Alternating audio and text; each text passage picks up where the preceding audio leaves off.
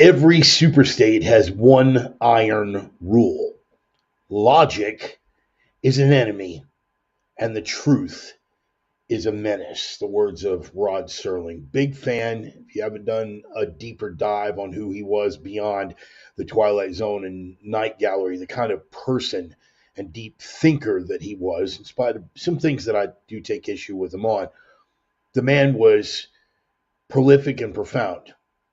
Every superstate has one iron rule: logic is an enemy, and the truth is a menace. What is the deep state if not a global expression of the superstate? And under that overarching historical rule, the deep state would also adhere to that iron rule: logic is an enemy, and the truth is a menace. The legacy press has carried the narratives of that global superstate, that deep state, for lack of a better term, with the guiding principle being that true logic is an enemy and the truth is a menace, because logic is anathema to their policy and truth is anathema to what they have to convey in order to work their control mechanisms. Pat Buchanan, long ago, the West is dying. We've used this one recently in different contexts. The West is dying.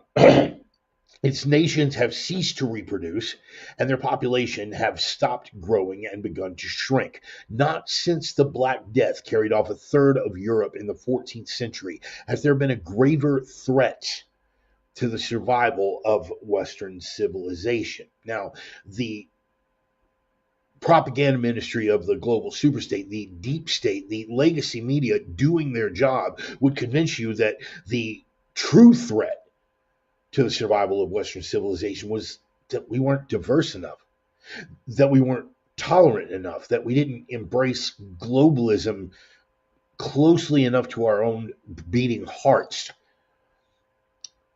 Nothing could be further from the truth. And ultimately, I believe that people are fundamentally suckers for the truth. But I'm going to go you one better with Ariel Durant.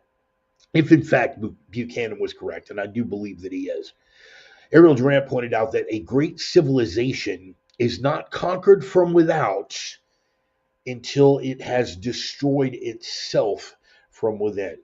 Not only have we destroyed ourselves, now I'm going to speak strictly with regards to America. Europe is a different situation. We're going to cover that later on in the program. We're going to touch on a little bit in the opener here. A great civilization is not conquered from without until it has destroyed itself from within. We have, to a greater or lesser extent, destroyed ourselves, but more to the point and even more damning, if you're asking me, and thank you for asking, even more damning is the fact that we have allowed ourselves to be destroyed. If we had taken part in it, then at least we had shown some initiative. But instead, we let interlopers. Instead, we let foreign powers. Instead, we let foreign ideologies, non-Western ideologies, erode our system from within. And any time a leader, and when one finally did, step up to wrest the survival of not just the United States, but Western civilization, and in fact Christendom, we came down on him with every power that they had available. I'm sorry, misspoke. We did not come down on him. They, the minions of the state and the state itself, came down on him with every power that they have available. Now, there have been some modifications. As of tomorrow, we are getting a second chance at wresting this thing from the jaws of the enemy. But let's take a look back for a minute at everything that they have thrown at the man. This laughably unreliable whore, E. Jean Carroll, who somehow managed to emotionally manipulate a judgment out of a group of people who were unfamiliar with the case, even though she couldn't remember any specific detail about when or how this had happened. In fact, this still shot was taken from an interview with Anderson Cooper, where even CNN had to cut her mic because she expressed to Anderson Cooper that most women think rape is sexy. You can look that up and find it for yourselves. this was thrown at her, and laws, state laws, particularly in New York, were modified simply for the fact of letting this obvious farce carry forward. Now, obviously, that wouldn't have been enough, but we had plenty more whores to throw at the situation, including this one, who, by definition, is a whore. I'm talking about Stormy Daniels. And at first, it didn't happen, and then it did happen, but it was all in good fun. And then he had a small penis, and then he didn't have a small penis, and then it was consensual and fun, and then it was consensual but not so much fun because he had a small penis, and then it was forced, and then I felt uncomfortable, and then he might have drugged my drink. Anything but, I don't know, actual evidence, a timetable. I should point out that while the popular perception through the auspices of the mainstream media have it that she was going to take him down, and I don't mean just the way that she probably did in the motel. She was going to be the undoing of Donald Trump. Currently, this whore in question owes Trump over $300,000 for, oddly enough, lying in court and violating non-disclosure agreements. But the whores just keep on coming. This one in particular, Fani Willis, who is now coming to fruition as a full-bore whore. You see, one of the people that she was actually whoring herself with, who was also involved in the malicious and fallacious prosecution against Donald Trump, turns out to have had meetings, and that went public, meetings with the Biden administration, further proving what we already knew, that there had been malice aforethought and they had coordinated politically to take down Donald Trump. But, that's in a little southern state of Georgia. You know how backward everything is in those backwoods southern states. Let's go to New York, that center of culture where we have Letitia James, who campaigned on taking down Donald Trump, even though she wasn't on a federal level. She was on a state and local and provincial level. She campaigned on taking down Donald Trump and did her best to wrest the properties from her grasp. It's easy to get a jury of people in a place like Deep Blue New York City to render whatever decision, but before that could even be appealed, she tried to sell his real estate out from under him. Despicable, but going to be overturned on appeal. And she continues to double down. One of Trump's attorneys just a couple of weeks ago told her that if she didn't cease and desist, they were going to take her, and I quote, take her fat ass down.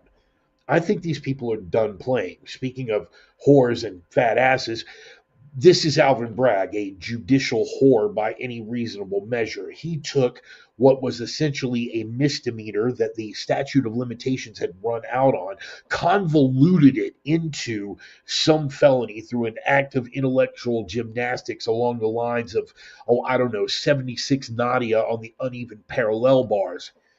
But it wasn't just Twinkies. I'm sorry, Alvin. It wasn't just Alvin Bragg that went about this and was part and parcel to it. We had Engoron, another judicial whore of the highest order, who played to the cameras, who manipulated the wording, and who gave false instructions to the jury, as did Juan Marchand. You could convict him of anything. You could convict him of anything, and in fact, you should convict him of whatever you feel like he may have been guilty of, inside or outside the confines of this trial. If you look at the jury instructions, that's pretty much what they told him to do. All of these people going down the line, whore, judicial whore, judicial whore, judicial whore, judicial whore, and judicial whore again, all failed. Every attempt was made to impugn the man's character by the legacy media. It failed. Every attempt was made to engage in lawfare. Every attempt, one by one, failed. So, barring any other options, they took it to the next level, where this young man, Thomas Matthew Crooks, who we still know less about today than we did the day that the attempt was made on Donald Trump's life in Butler, Pennsylvania, allegedly by this lone nut assassin who somehow survived his entire life in this day and age without a single bit of social media footprint, but did have ties to FBI informants and did have multiple bank accounts in foreign countries based largely in cryptocurrency. Nothing to see here. Move along. That one didn't work. All that succeeded in doing was turning Trump into an icon with this photo that is going to be in the history books. And when that failed, well, never one to be deterred by repeated failures. They tried again. This is Ryan Wesley Routh, who, again, somehow managed to be involved in a shootout with law enforcement officers with a fully automatic weapon that was already against the law for him to possess because he was a convicted felon at the time of the shootout. Never apparently served a single day in prison behind all of this. And somehow, despite being a lowly blue collar worker, that was the narrative, managed to work up the funds to fly back and forth to Ukraine and fly back and forth to Washington, D.C. to organize events in support of the Ukraine war effort. Again, nothing to see here. Move along. He failed. He got within 300 yards. He got within range of a shot that he could have made, but he failed. So let's go back over it one more time. E. Jean Carroll, Stormy Daniels, Fonnie Willis, Letitia James, Alvin Bragg, Engeron, Juan Mershon, Thomas Matthew Crooks, and Ryan Wesley Routh. All of these attempts to unseat and destroy Donald Trump, the first president in our adult life who's been able to address the threats against the United States and Western civilization, call them for what they were fearlessly, and take actions against them. These are all the things that they tried to do to stop him. So forgive me if, just let's open up our brains really big here, if they tell me that Trump's inauguration is now going to be moved indoors due to the cold, and I think there may be something a little more to it than the weather. Now, that's in America. The fact that he has won in spite of all these efforts tells you where we are in the United States. And it's not just here in the United States. It is taking place throughout Christendom. It is taking place throughout Europe. It is a revival throughout all of Western civilization and the continent that spawned it. These so-called far-right leaders like Giorgia Meloni, who, by the way, is ridiculously hot for a supposed fascist. These folks, Marine Le Pen, God be with her, and may she win that upcoming election. Sooner or later, they will get through. Viktor Orban on the right, Hungary. Oh my goodness. All those former communist bloc countries that have seen what globalism is bringing to the table and outright reject it. And speaking of Orban in Hungary and, their neighbors in Poland, former communist bloc countries that outright reject communism, authoritarianism, and globalism. This isn't the way that Muslims would have loved to envision Poland in flames. They want to see it in flames in the sense of burning down. This was a national demonstration in Poland where they took to the streets with torches, praising God, praising their nation, praising their blood, and rejecting any interlopers from inside or outside that sought to undermine all of the above. What a beautiful display of people who haven't forgotten who they are or what they are and what they represent. Now, the mainstream media, the legacy press that has already sworn themselves to our undoing as a blood, a people, a nation, a culture, and indeed a civilization, they would paint the picture that this is what that represents. Europa erwacht Ausländer raus! As if it were some Nazi war rally. But what they know and what they're afraid to present, let's make no mistake about that while we're here. They know that the way they're presenting it is deliberate because they are trying to stir an emotional, inordinate, and utterly false reaction out of the people. Because what those people here with the torches are actually representing is this: that old principle that tradition is not the worship of ashes. It is the preservation of fire. That fire isn't just for the torches. That fire is in the soul of everyone who is still appreciative of the West, of the people of Europe, of the bloodline that gave us Western civilization, and of the civilization itself that we have been blessed with. It is, and I say this without equivocation and with absoluteness.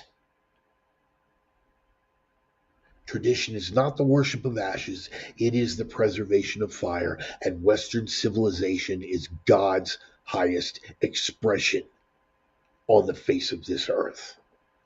So, however you choose to see what is coming, whether it is from the lens that they're trying to sell or whether the lens of the truth of the matter, that tradition is not the worship of ashes.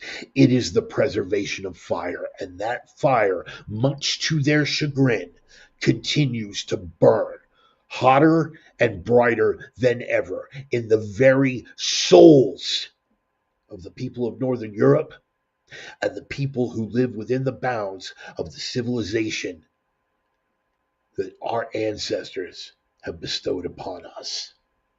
So regardless of how you choose to look at it, you must accept that inevitable fact and that inevitable historical conclusion.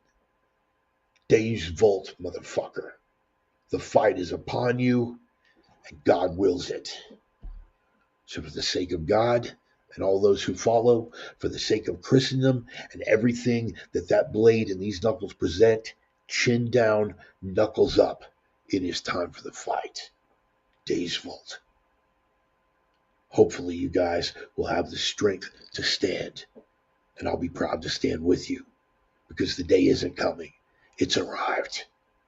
Fighting forward, no more fighting back. Strength and honor. The opinions expressed by the Reverend are his own and no one else's on the planet. Not friends, not foes, not supporters, not detractors, not sponsors, and I cannot stress this enough, certainly not employers down here on the Thacker Pass Project.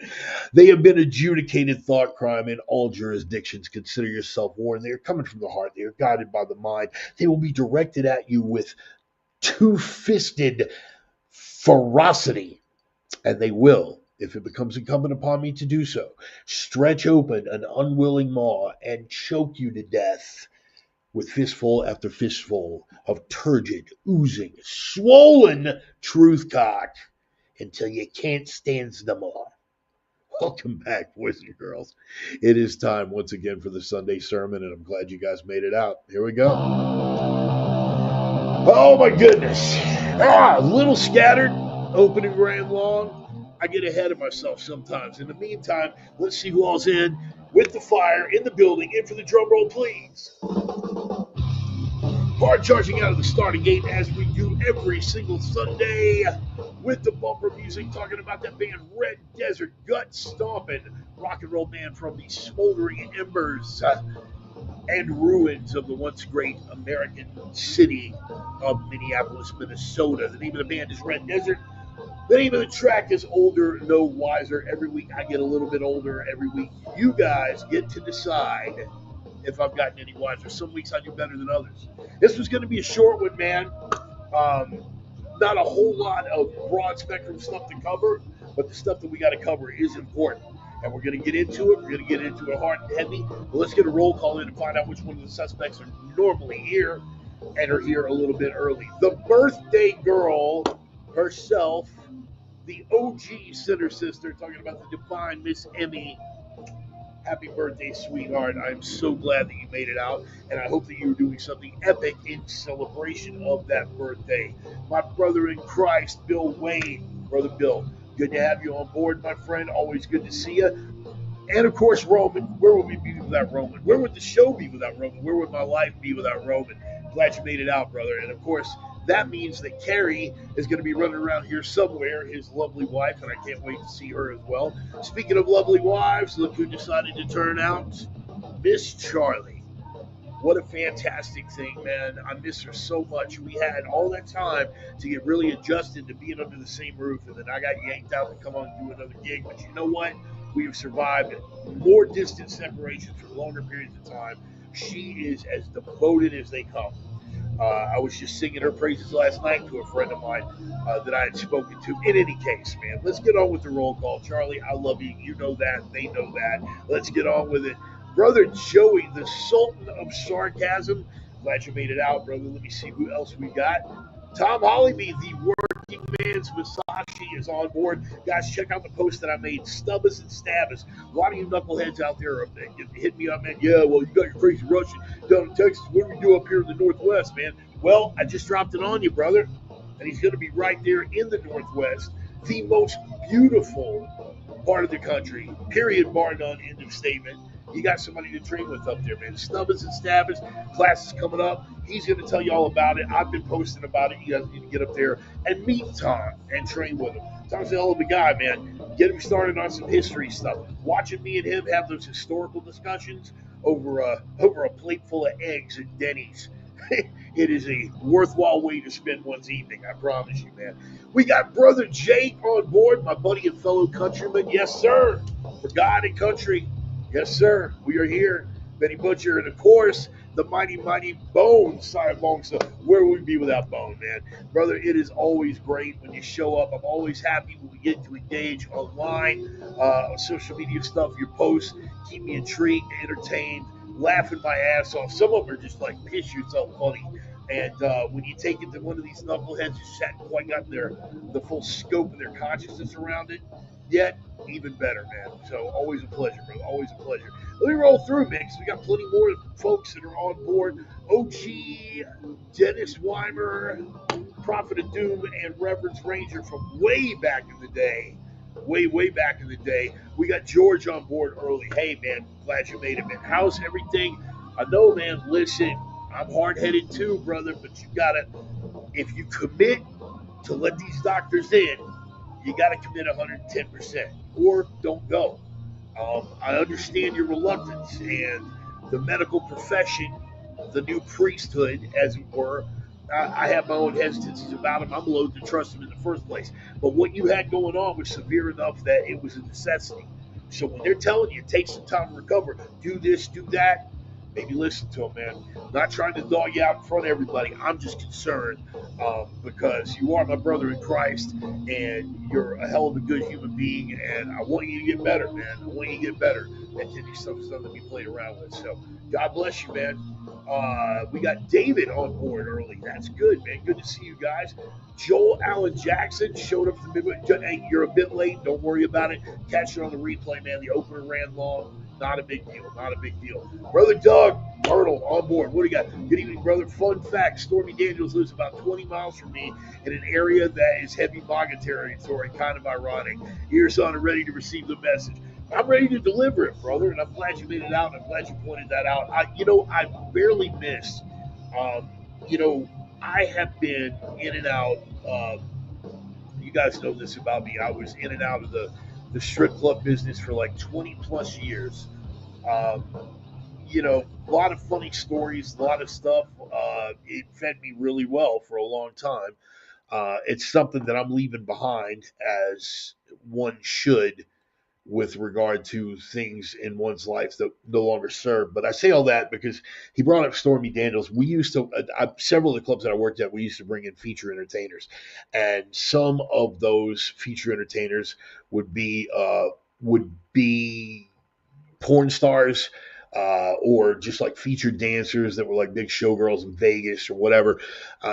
Stormy, I barely missed working with.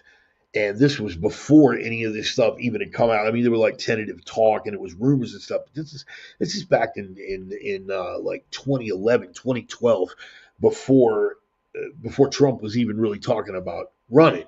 So it wasn't a thing. But I just missed that. And I've talked to a couple of DJs that have worked with her, and I'm not going to name any names, but what is it? There's no nice way to put this. She's batshit crazy, man. She's batshit crazy. And I imagine that makes for a fun performance, but when that makes for what that makes for in the case of a court witness is probably less than stellar, which is why a whole lot of this stuff got held back and why they kept her under tight control, and why, in spite of that and the high profile of the case and all the things that were arrayed against Donald Trump, that she owes him 300 grand now because they just couldn't make the case, and she defamed the man's name, couldn't back up what she was talking about. So all the disparaging stuff and the tee she said he has a tiny dick. I mean, what are we, 7? Whatever, doesn't matter. Brother Joel, glad you made it out. Brother Turtle, glad you're here. What do you got? With Her Highness the Gimpy Wolf. She likes hearing your voice. For you guys that don't know, we have an amazing dog at the house, and Ava is the indigenous North American lazy wolf. She's part Timberwolf Shepherd, part Husky, and great dog. I mean, just a fantastic creature. But just a bit of a diva. She's got a little bit of an injury right now, so she's on some good meds, and good for her. Wayne, making it out. Glad you made it, brother. Glad to see you here. Who else we got? Just gonna run right through it. Yeah, I covered everybody. What did you, Jake? Yeah, well, most porn stars haven't. This is true. Most of them haven't been accused of being normal. That is, story for another day, bro. Lots of stories for another day. I don't want to. You know what? I am going to dive into it just a little bit here. Everybody thinks of it as good, harmless fun. I did as well. In my previous life, I thought of it as just good, harmless fun. Even though some of the things that I saw in the business, I witnessed what amounts to trafficking taking place, where the shift really began. I got into the business around 2002, and I think around 2007, 2008 was when the really big shift began down in Houston, Texas, where cartels got involved and they were bringing these women in, and suddenly I would be at a strip club, and 2/3 of the girls there didn't speak a lick of English, and they were bringing them in, and that's when the business changed. That's when it was no longer women doing lap dances, it was prostitutes plying their trade inside the club. And I don't care if you were a perfect 10, a $20 lap dance is not going to compete with a $40 blowjob. And I don't care what the female in question looks like. She can be missing half her teeth and have stretch marks that look like she woke up in the middle of an autopsy. It does not matter. She's going to blow you, and the other girl is not. Changed the whole face of the business, but beyond that, once it really came out, the extent of the trafficking and the ways that they were acquiring these women to put them into these trafficking networks. I saw this stuff, man. I saw this stuff go on. And it's a mark against my soul. I used to joke about this. I had whole sets when I did stand-up comedy. I had whole sets that were based around things that went on at the strip club. And there's a lot of stories that are very, very funny. Just on you have to laugh at some of that stuff because it's just so completely ridiculous and over the top. But there is a lot of tragedy wrapped up behind that. It is not like to the guy who's going out for his bachelor party. It's all just some good, clean fun, and nobody gets hurt. But he doesn't understand the full complexity of where that business is rooted, man. And some places aren't as bad as others. Like working up in the Northwest wasn't I mean, like Houston was a hotbed. It was trafficking, it was prostitution, and beyond the strip clubs, you had the modeling studios and the massage places and all this. It was just dripping with human misery, man, and questionable fluids as well. Um, it is a mark against my soul, man. I used to do whole stand-up sets about how funny this whole thing was. You start looking at it through that different set of eyes in retrospect, and suddenly it's really not that funny. Like I can make it funny, I can tell the stories, they'll make it amusing, but what it's rooted in no longer holds any humor for me, man, because you've seen the ugly side of it, and you've had enough chance to remove yourself from it and get distant from it. And it's I used to joke that, yeah, man, I made great money to be in a climate controlled building surrounded by beautiful naked women every night. And all it cost me was a little bite sized piece of my soul. At the time, that was funny. It's not so funny now. And I do consider it a mark against my soul uh,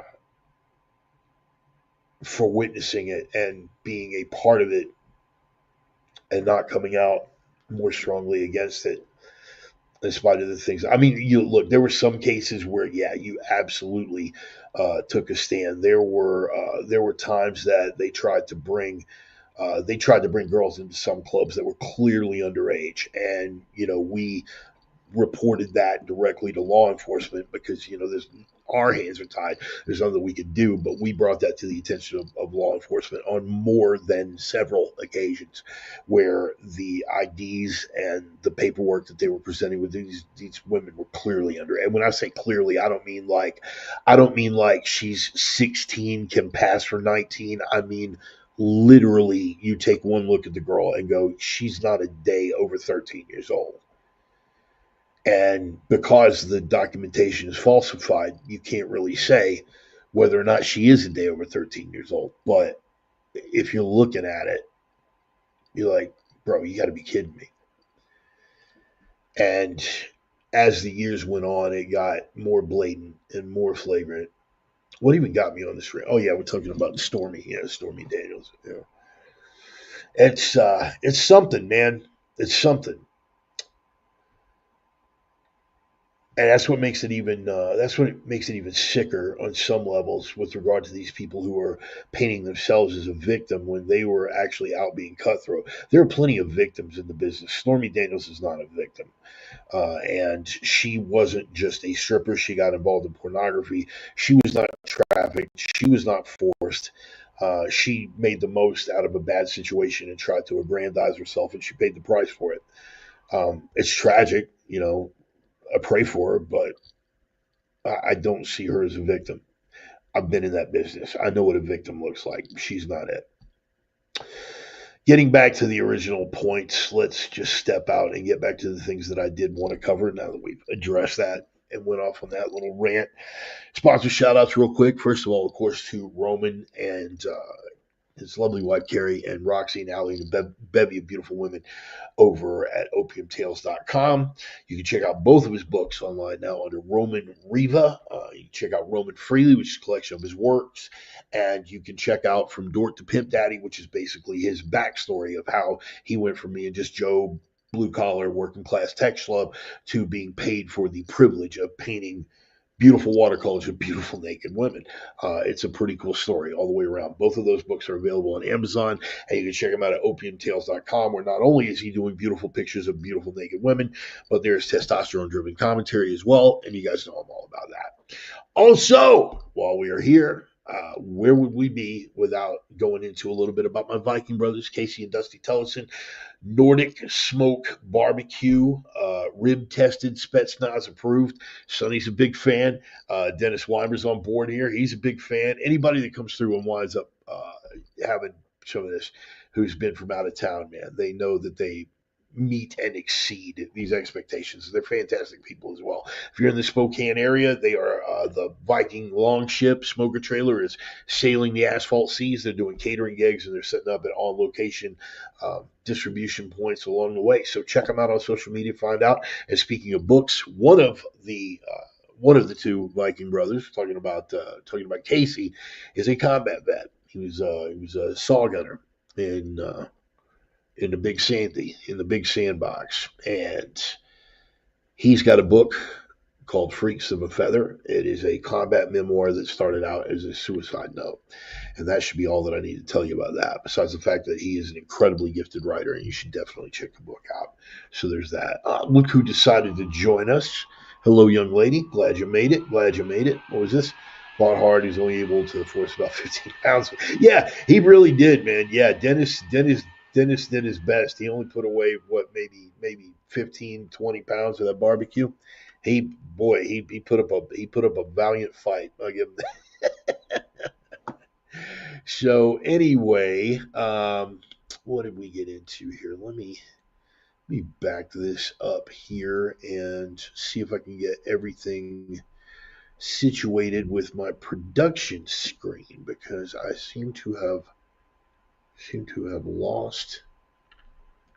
Okay, well, we can leave that up because that's always a worthwhile. Some people, they go, it's like, we're experiencing technical difficulties, and they have the little sign with the TikTok clock in the back, and no, we're just going to run with that. Perfectly worthwhile, I think. Anyway,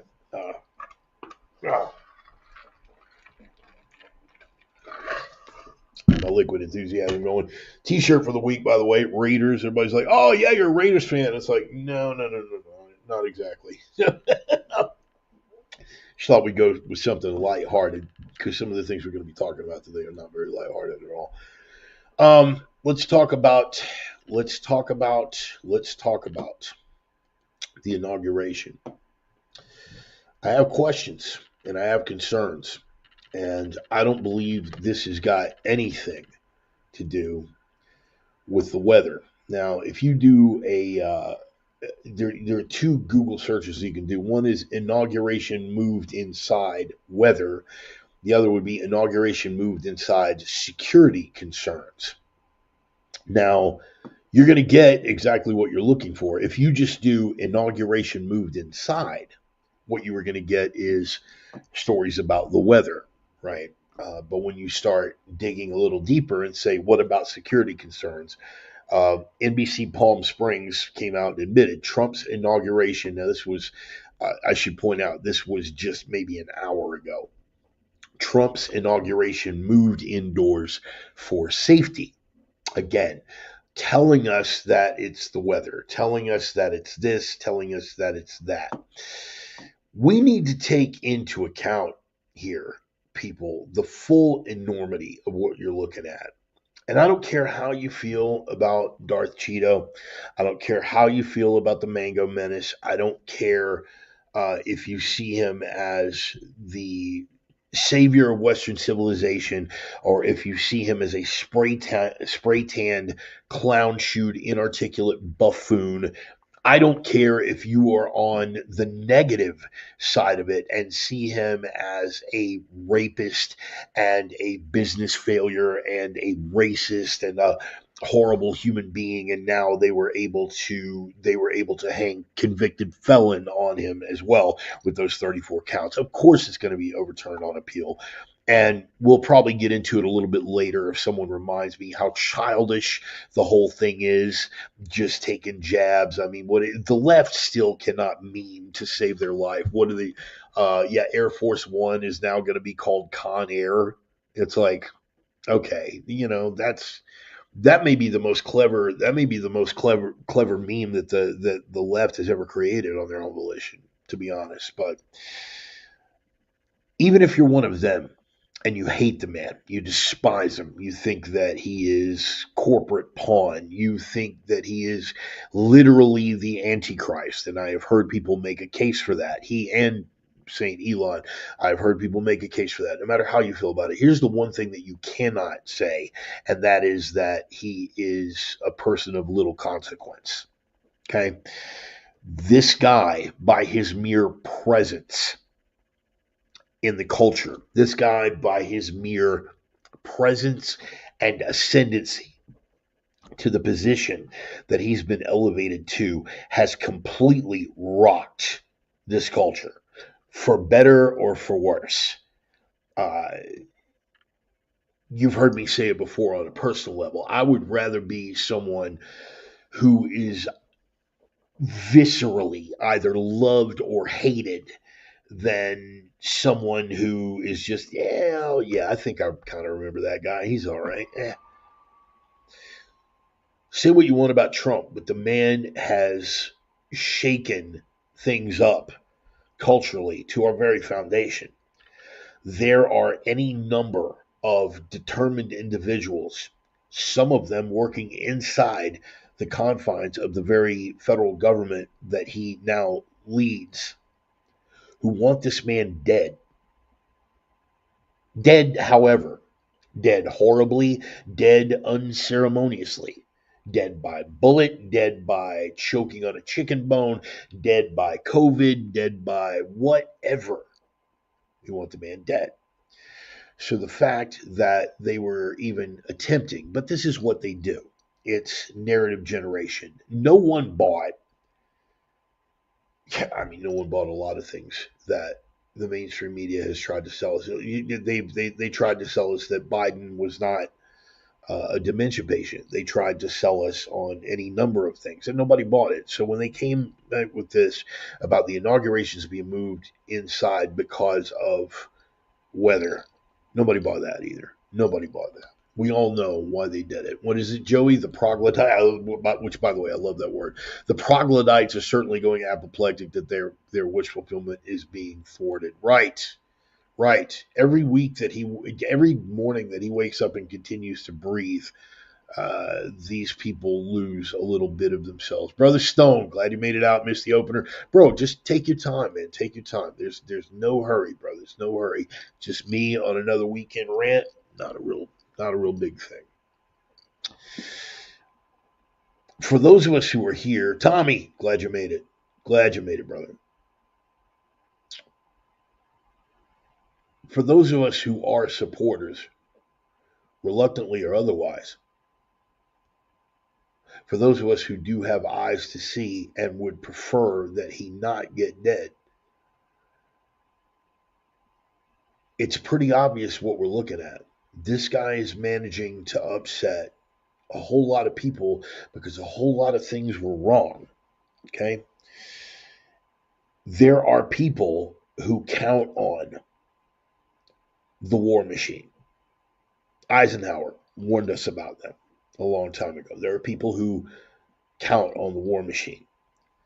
This is a president who, for all the talk about how he was going to drag us all into World War III, actually got wars ended, actually set us on the course to be pulled out of Afghanistan. It was well on his way, and it would have been a dignified exit, and we would have hung on to Bagram Air Base.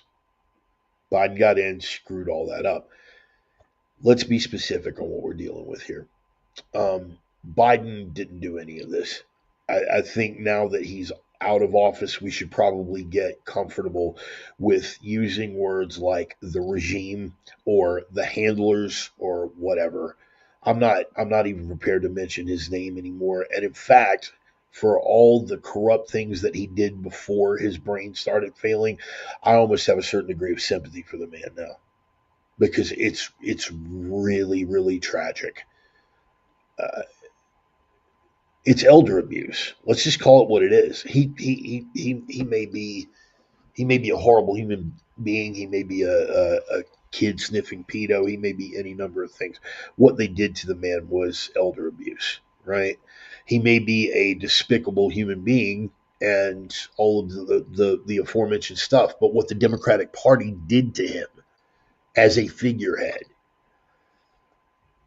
the mask is off for these people, for the regime, for everything. Okay. And now that he's out, all of the truth is going to come out. Like it's already begun. Once he had distance, once the election was over with, people who have known this whole time just started coming out of the woodwork. It's like they're saying exactly what I've been saying from day one. This is all stage managed. Every bit of this is stage managed. It's Weekend at Bernie's presidential edition. He's out of his head. He's been out of his head. And they continue to prop this man up and put him out there as the figurehead. They did it as long as they could until that embarrassing spectacle at the presidential debate. This is what I came to talk about today, by the way. But all the things that are good, once he's out, we are going to be able to look at the past 4 years and all of the things that you and I have known and have been lamenting and ranting and raving about, all those things, we're going to find out that it was 10 times as bad as we thought it was. We are going to be presented with truths that are going to be so shocking and so horrible that we're going to double down on how much we're thankful for Trump being back in the White House. I think the fact of Kash Patel being head of the FBI, I think Hegseth at DOD, I think, and let's pray for Tulsi Gabbard being director of national intelligence. I think the gloves are off. All of the things that we've been hiding, because I genuinely believe this, and people can say that I'm being naive or that I'm deifying, one particular figure or another. You can make a case that I'm deifying Elon. All right, that's a fanboy moment, certainly. But the overall arch that I'm seeing with regard to all that is you have people who ordinary, working class, blue collar Americans have been praying for years. And, I can hear people, what the hell's happened to Bart? He's on this Jesus tip and now he's buying the Trump thing. And what the hell happened to the guy? I'll tell you what happened to the guy.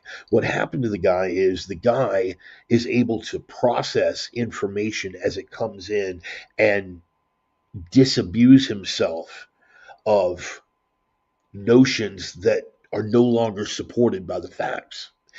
What happened to the guy is able to overcome cognitive dissonance and confirmation bias to be able to go, wow, man, I was really wrong about this. I was really, really wrong about this. No one's perfect. I'm not deifying anyone, but the roster that's being put up there, Bondi, if you guys have been watching the confirmation hearings, and you should be, if you are not, you are doing yourself a disservice. How many times have I said to you guys, don't watch CNN, don't watch MSNBC, don't watch Fox, watch C-SPAN. Watch C-SPAN. I get off work, I'm out here doing crane picks or whatever. I hit the gym, I get my workout on, I come here and I throw on YouTube so I can go to C-SPAN and watch as much of the hearings as possible. So it doesn't matter what Fox tells me about what was said in the hearing. It doesn't matter what that Maddow fella said happened during the. I get to watch the hearings and go, oh, that's how it rolled. Okay. Bondi did not do so well in a couple of spots. Look, I'm just being honest. Thank God that she's up for nomination for all of the issues that I have with Pam Bondi and some of the things on the Second Amendment. She is head and shoulders above anything that any other, even Republican administration would have put forward. So thank God for Pam Bondi. Thank God for Pete Hegseth. Thank God for Kash Patel. Thank God for Elon Musk. Thank God for Tulsi Gabbard and all of these people who are going to be in and put forward. But what you have to understand is, because they are what they are going to be lamented, lambasted, assaulted, pushed back on.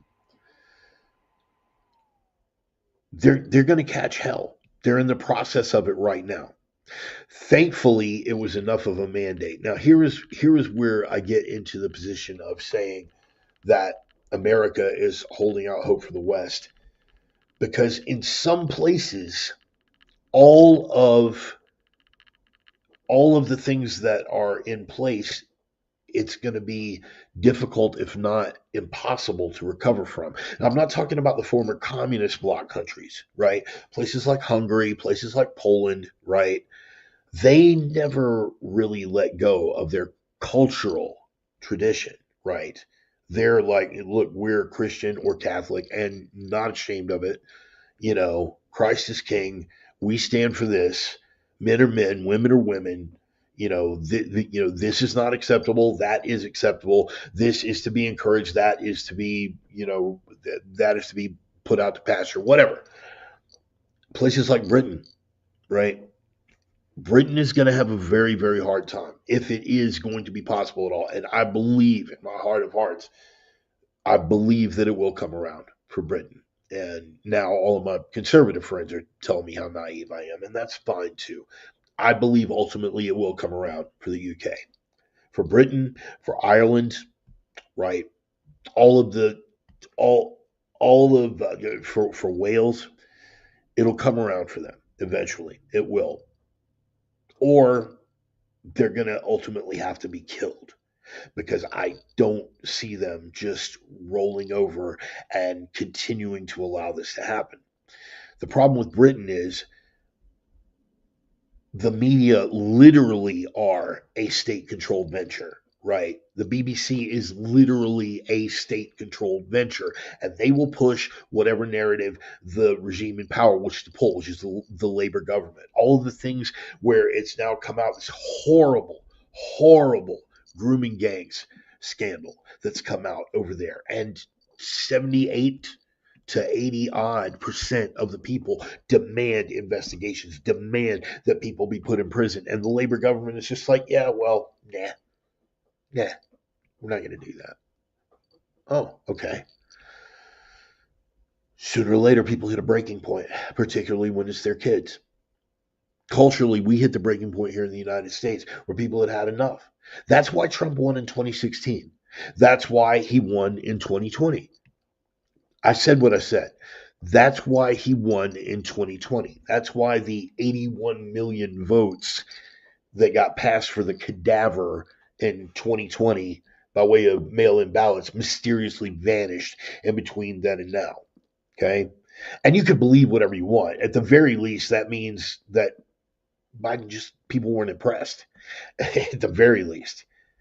But I think we all know what it means. 66 million, 67 million, 66 million, 68 million, 81 million, back to 67 million. We know what happened there, okay? The reason Trump won in 2016, the reason he won in 2020, the reason he won in 2024 is that people over here have had enough. They're done. Now, a set of situations came about in 2020 where they were able to finagle, where they were able to rig, where they were able to pull the wool over people's eyes, where they were able to manipulate the results and all the things that happened there. Trump, to his detriment, categorically mishandled a couple of things, right? That wound up costing all of us in the long run. What he did in Georgia and the way that he went about doing it discouraged people from voting in that runoff. And it wound up costing us a couple of Senate seats. Okay.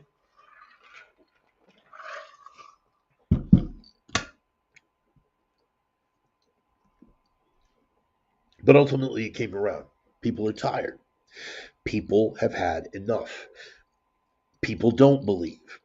And listen, man, anybody who this causes problems to, say goodbye on your way out. It's not going to bother me, right? I don't care. Everyone knows. Everyone knows that. You know what? No. I'm not pulling them into it.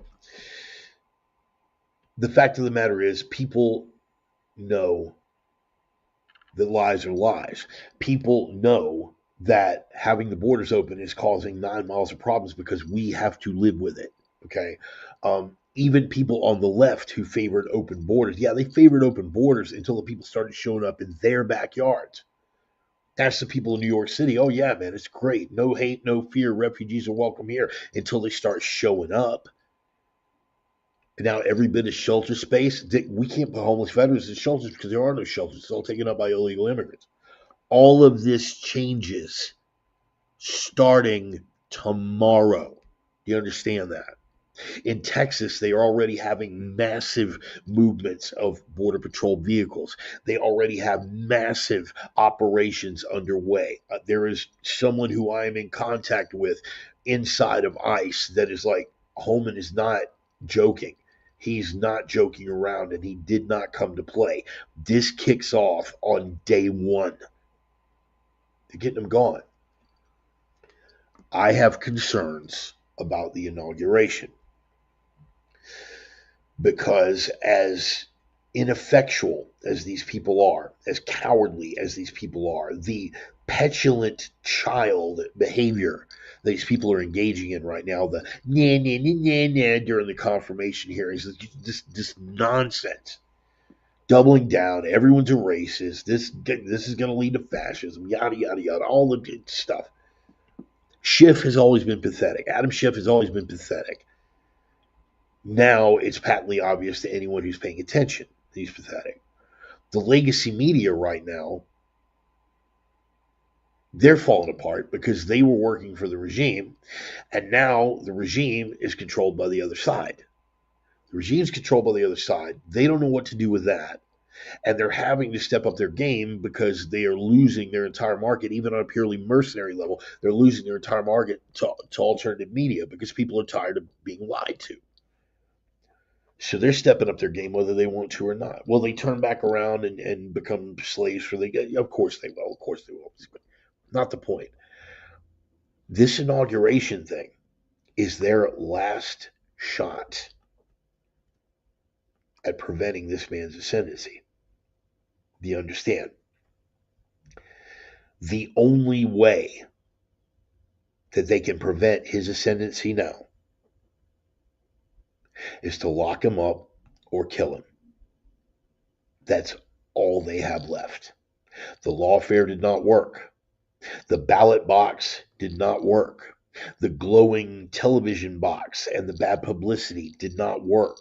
The lawfare did not work.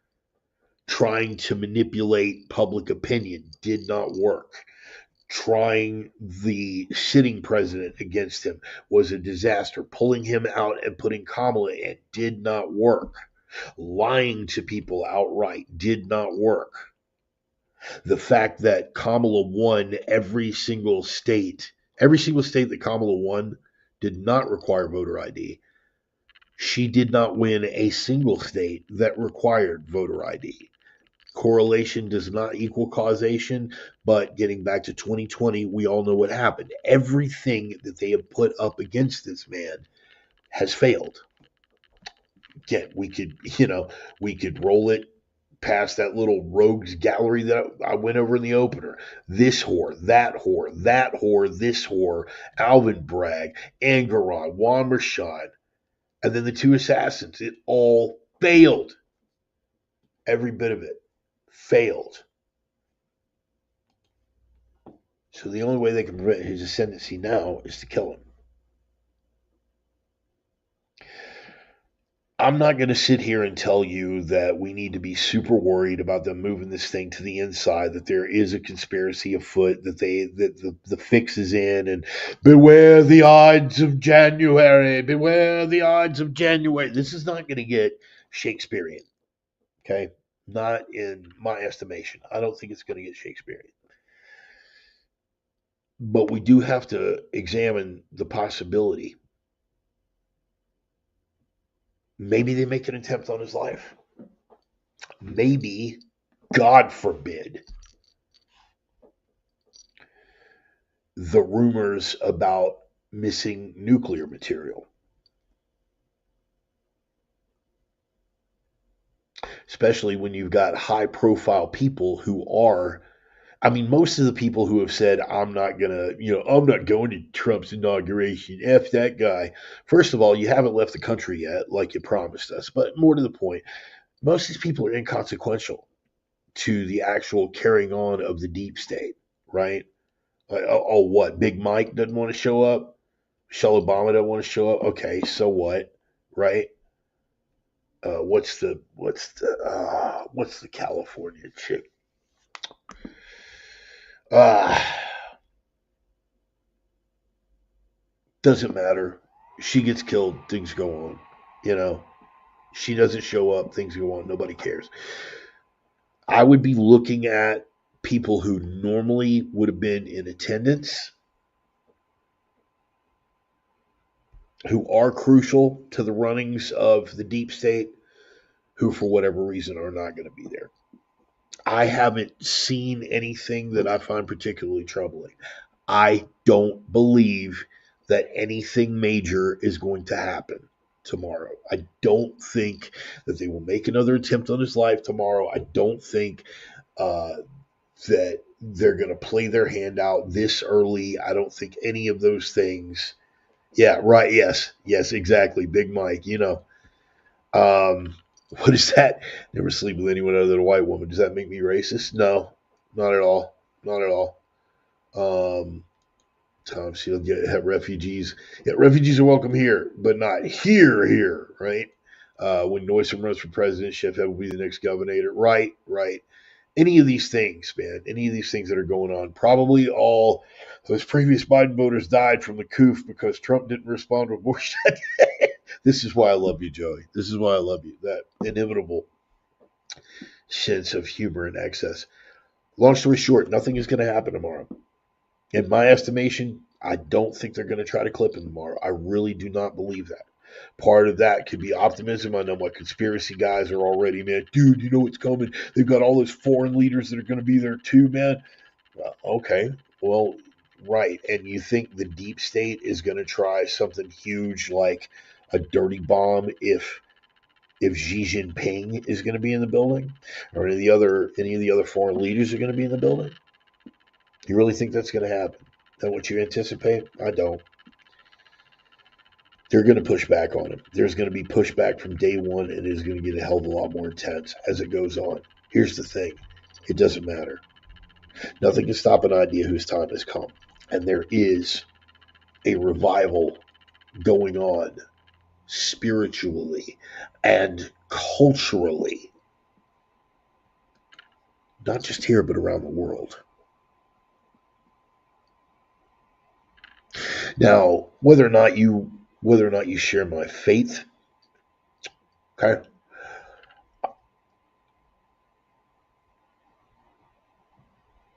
good triumphing over evil, the concept we can all get behind, right?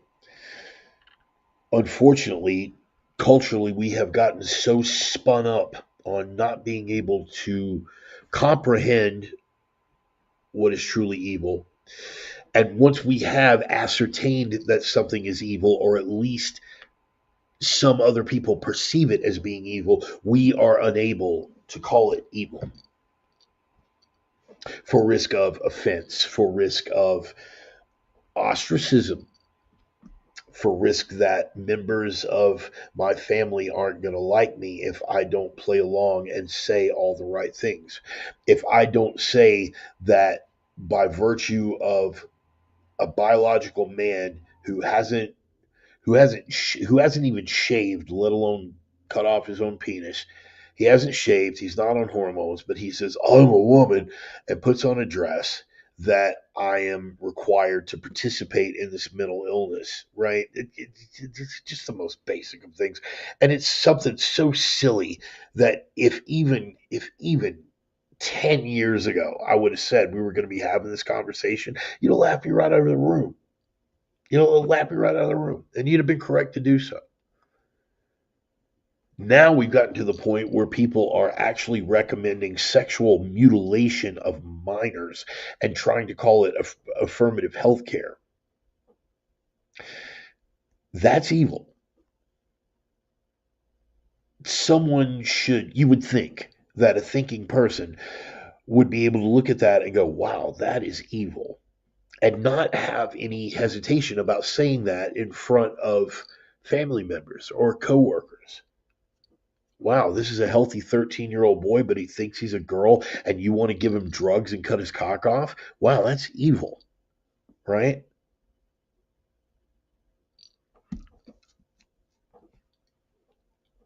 I don't know whether cowardice or stupidity is at an all-time high,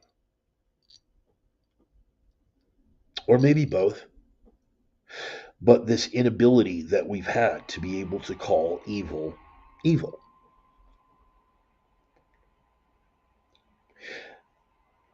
I don't think it's nearly as bad. And I think we are finding that out in roundabout ways because of the backlash, because of what is going on here in the United States. Now, in other parts of the world, right, Europe in particular, the left used to always want to look at Europe as a model because they were more egalitarian, they were more forward thinking, they were more politically progressive, all of these things. And because of that, Europe was always ahead of the curve. Europe is ahead of the curve temporally. You guys tracking? They're ahead of the curve. They are 5 to 10 years further down the line than we are with these progressive policies that the left over here are singing the praises of, and they're seeing the end result. And they are putting the brakes on and pulling back. You understand? That's why it's so difficult for the left right now to resolve themselves to saying anything about what is actually going on in Europe. That is why when they speak about Europe, they speak of it in terms of what a threat these far right extremists are to liberal democracies in Europe. You know, what it's a threat to is them continuing to push the same nonsense here because we've looked 5 years into the future and we can see how it ends. We're getting to see that right here in the United States right now. Look at California, the wildfires that happen out there. Everything.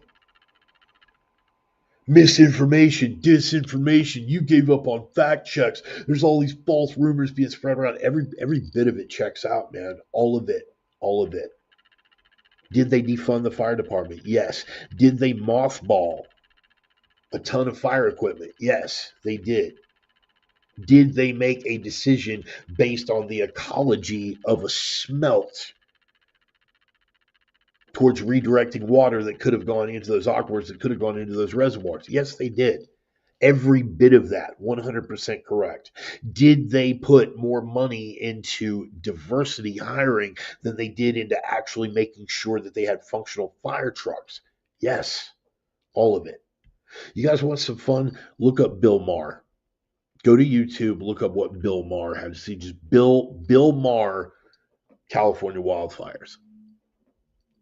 And then if you want the opposite side of that, you can look up my friend. And look, dude, I love Chris, but he's lost his mind. Look up Christopher Titus, Armageddon update about the California fires.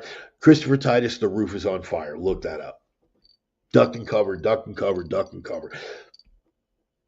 Bill Maher, who is a far more astute observer of the culture and a far more scholarly historical observer, issued a scathing takedown of California and of California progressives and liberals for their complete lack of prioritizing. Europe, California, all of these things we are getting to see temporally, 5 years into the future, and seeing the end result of that, and we're pulling back. This is not working. It is only a specific subset of the American left that is still holding out.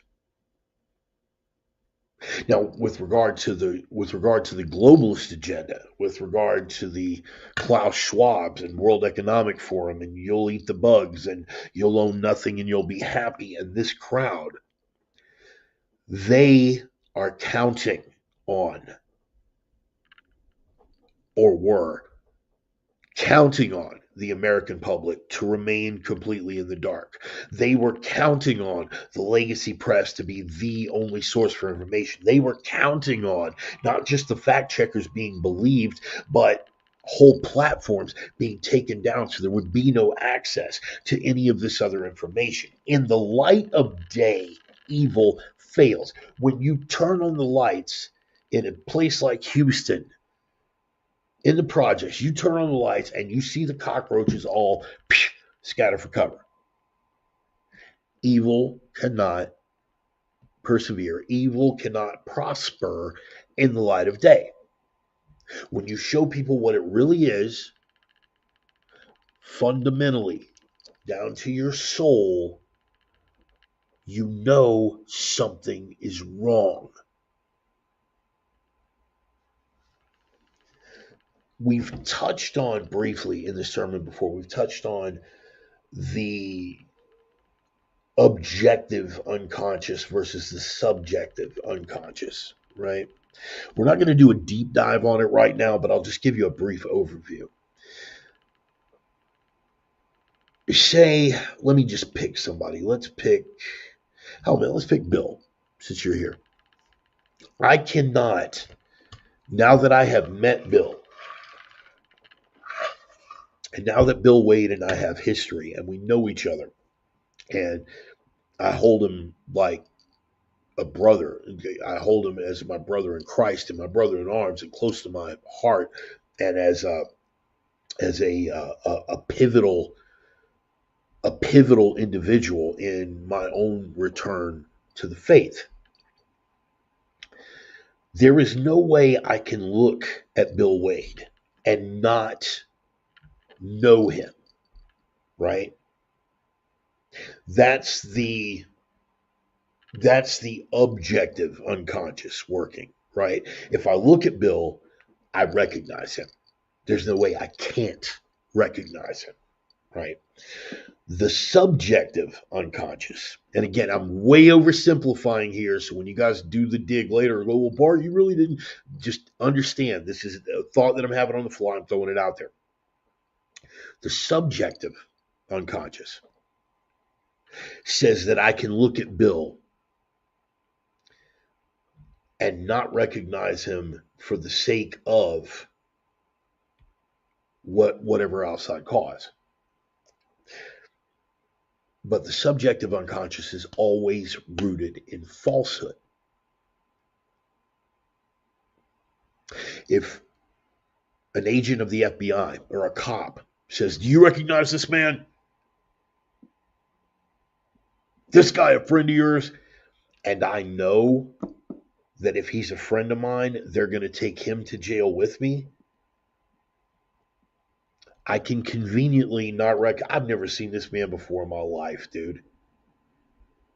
Because I want him to get home to his family. You understand? Conversely,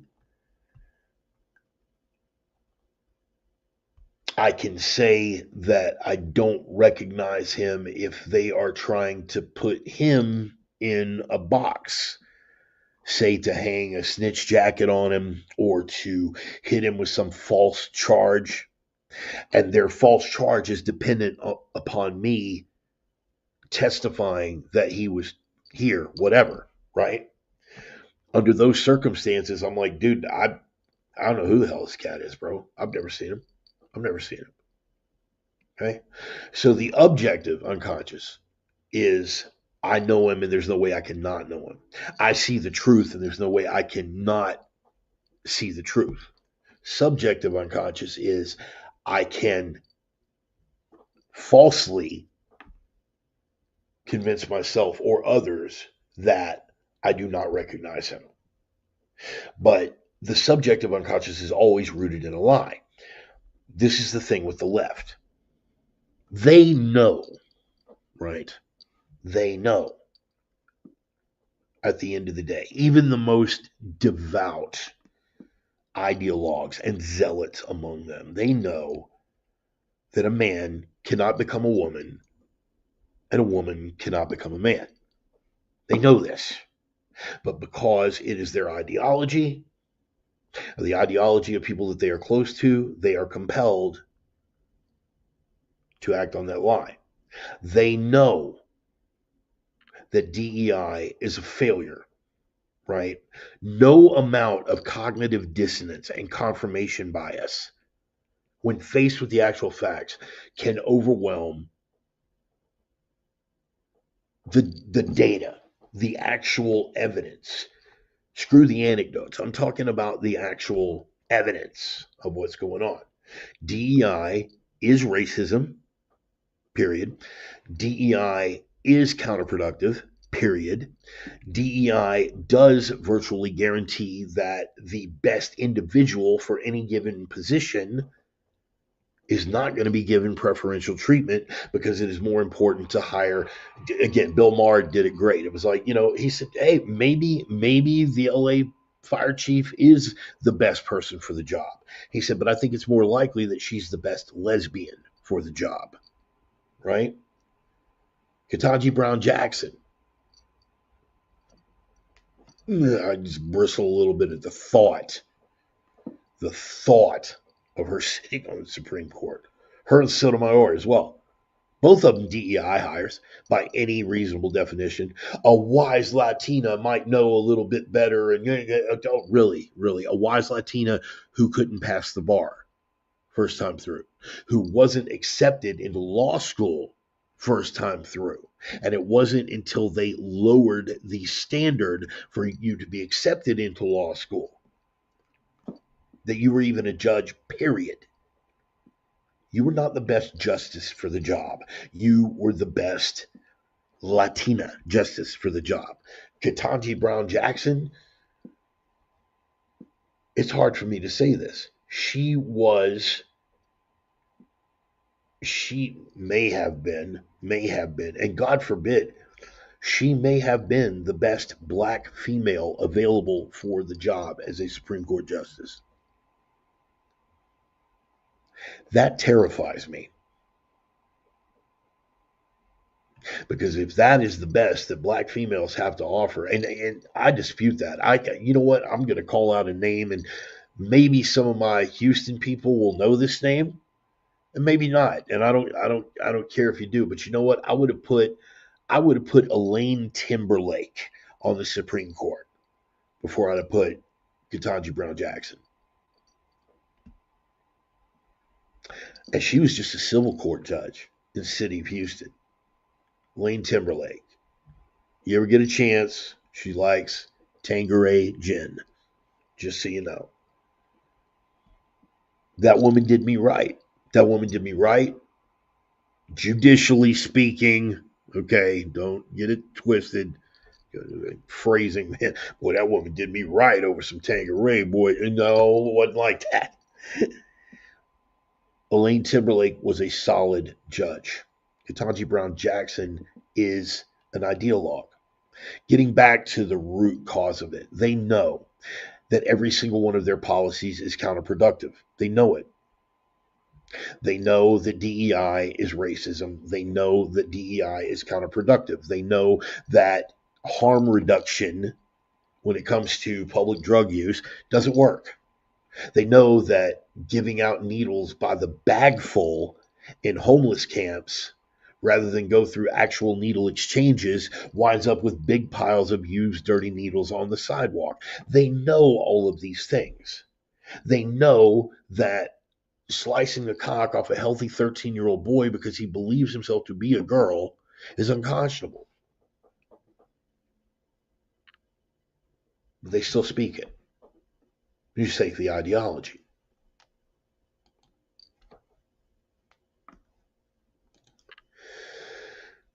The West is coming around.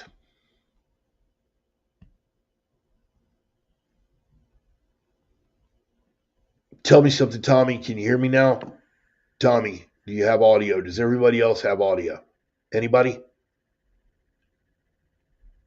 Somebody tell me if we've got audio, please. Somebody over in the comments. If we have audio, just say, hey, we got audio. Anybody? You hear fine? Yes? Dennis, you got it? Okay. Tommy is okay. Tommy, I hope your audio comes back. If not, brother, I'll see what we can do. The West is coming around because the lies have become so audacious, so egregious, so overwhelming that even mainstream people who consider themselves liberal can no longer countenance these things. Most of it having to do with the children. Okay?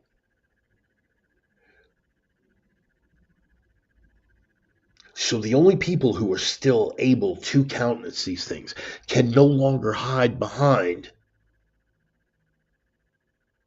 we didn't know.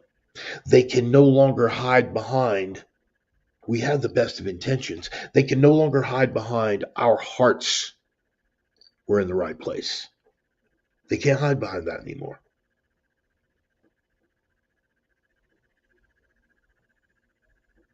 They can't hide behind, well, the government told me that the vaccine.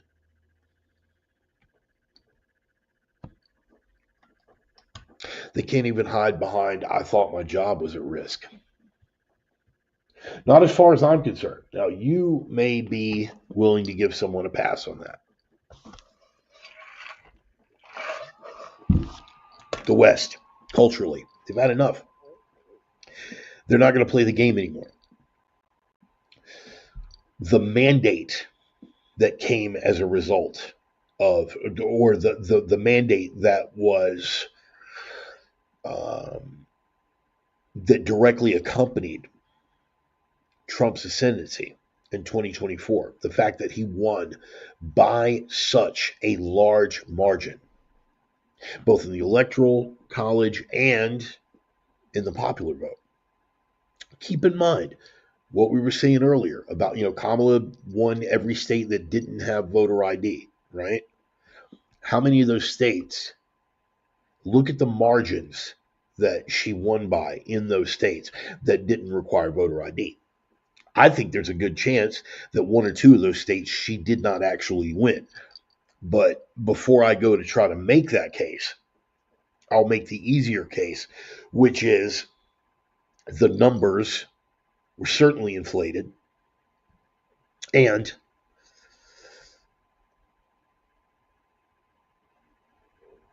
that those numbers counting with regard to the national popular vote made it look a lot less overwhelming than it actually was as a victory for Donald Trump. What I'm basically saying is that because of all those states that didn't require voter ID, that they did do the 20, we'll call it the 2020 again, where, oh yeah, mass mail-in ballots, and we don't need signature verification, all of the things. We're going to party like it's 2020, baby. All right, cool. Their popular vote count gave the cackling Jezebel quite a bit more. Quite a bit more.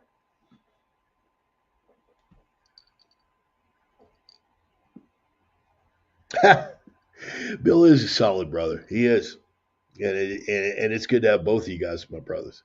Um, and Bill, I hope you didn't feel like I was putting you on the spot there, but it was just you were the example, that because of our closeness, like I could never look at you and not recognize you. But if not recognizing you meant that you get to go home, if not recognizing you means that they take me to jail instead of you, I've never seen this man before in my life. You see. Um,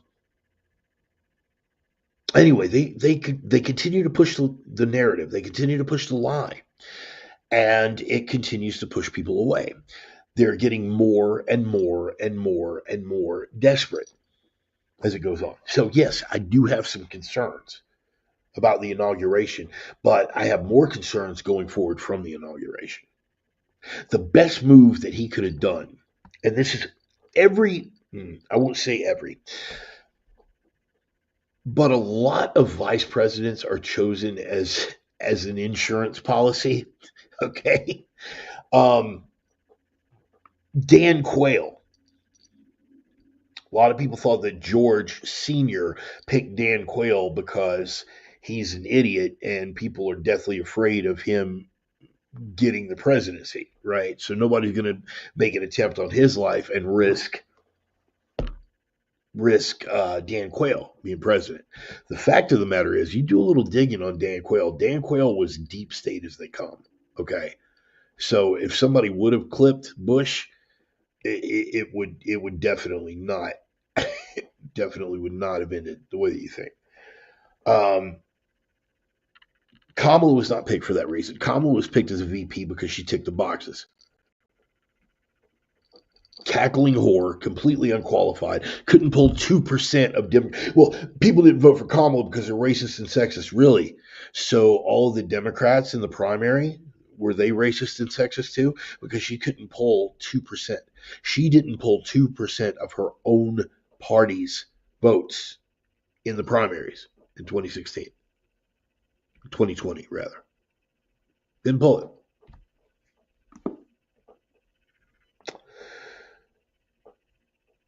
Vance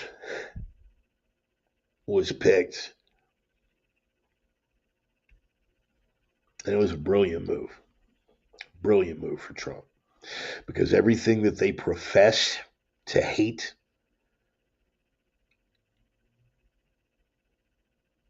about the Mango Menace, J.D. Vance is every one of those things tenfold, and he's young, and he's articulate, and he could serve a full 2 terms. If they clip Trump a year in, 2 years in, Vance does everything that Trump was going to do, and then he wins back-to-back elections. You could be looking at 10, 11 years of Trump if you clip Trump. That's a brilliant move. Everybody that voted for this party knew exactly what they were voting for. They knew.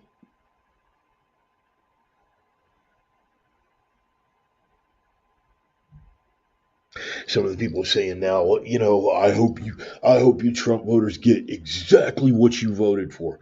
So do we. You say that like it's a bad thing. This all starts tomorrow. Yeah, Dennis, I noticed that. Yes. Yep, strike him down. Who I think of with that is more Tucker Carlson.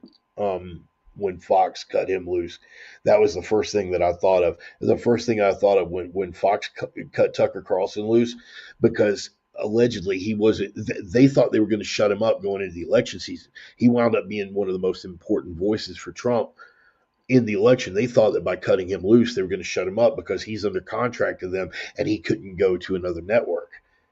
But unfortunately for them, he could still do social media. Oopsie. And through his Twitter feed, he was able to establish the Tucker Carlson network. So yeah, they struck him down. It's like, you cannot win, Darth. Or in Tucker Carlson's case, you got a sweater. You guys can't win. You guys can't win. I mean, if you strike me down, I'll become more powerful than you can even imagine. Not my best Tucker Carlson, because I can't do the laugh. Anyway. So then they got to look at what they're dealing with here. They have exhausted every opportunity that was available to them. It's all failed. He ascends to the Oval Office tomorrow, the second time, with a mandate, with support of the overwhelming majority of the American people, and with the resistance of every deep state thing that wants to see him dead. It's going to be a very interesting time. Stay tuned. What's that going to mean for the country going forward?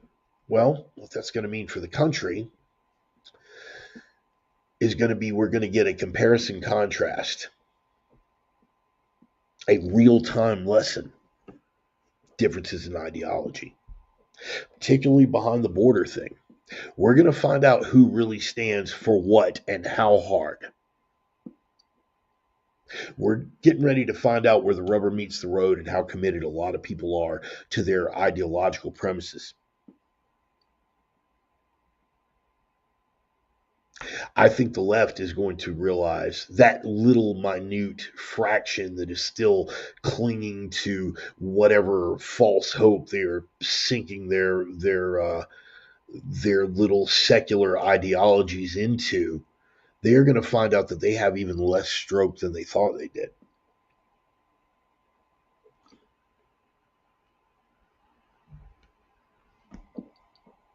All the emotional appeals don't work anymore once you are staring in the face of what we're actually doing. No hate, no fear, refugees are welcome here until they show up. And now people are having to look at that. Why did Trump make such a comeback with African American men in particular? Was it because African American men hate black women and that's why they wouldn't vote for Kamala? No. It has to do with the fact that they realize that they have lost the position that they were in of being the Democrats' token minority. You understand? They counted on them as a voting base and they pandered to them, paid lip service to everything they were going to do for the black community, never delivered. Every policy that they implemented inside the black community destroyed the black community. All black conservatives know this. This isn't something that's open for debate. Any free thinking black man knows that the Democratic Party and their policies have been disastrous for the community.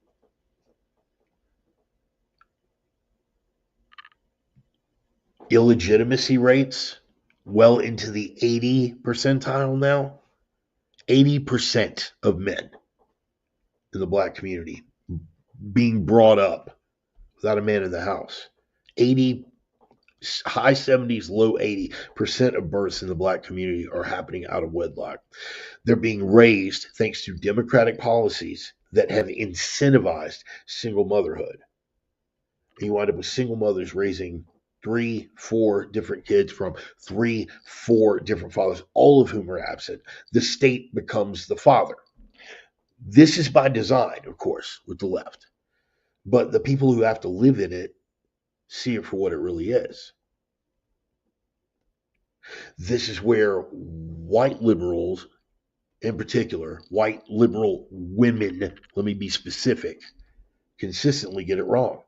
Because not only is it based on false premise, but like with anything, all rooted in emotion. Everything that you're saying sounds like it should be the correct solution, and it certainly does make you feel better about yourself. Certainly makes you feel like an upstanding person because you really care about the needs of the black community when everything you are doing is destroying it. But you don't get to see that up front. Okay? Blue collar white folk get to see where the rubber meets the road because we're living in these same neighborhoods. We don't have the privilege of living in gated communities where it's all theoretical for us. We work with these men and women on the job site. We live in the same neighborhoods as these men or women, and we get to see the end results of these policies. It's all come to fruition and it's all sailing past now. Smaller and smaller and smaller and smaller percentages. We have the momentum. We are pushing forward. So, how does this play out for the rest of the world? What I went into in the opener, it's about the West. As America goes, so goes the West, or one would think.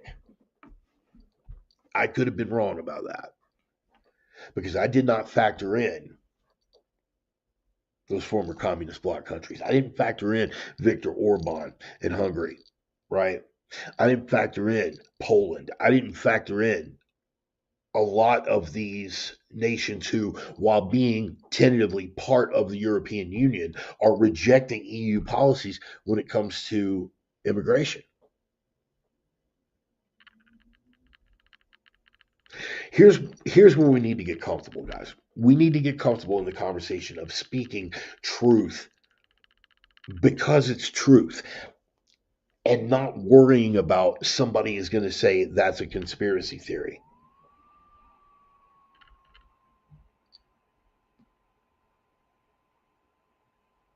Do you understand? The great replacement is real. Ethnic replacement is real. Been a globalist ambition for a long, long time. And Europe is now dealing with the fallout of it, particularly with demographic groups that are culturally incompatible. Is he talking about Muslims? Yes, I'm talking about Muslims. We are in a war for the survival of Christendom. All religions are not equally violent. Muslims, Islam, I'm sure there are one or two Muslims that, probably like they're not ready to behead you, but they'll certainly look the other way while someone else does. Islam is fundamentally incompatible and we are at war. Okay. Canada, starting to see that now as well. They're having to deal with it. Trudeau was Klaus Schwab's little globalist golden boy, and now the people of Canada want to be part of the United States.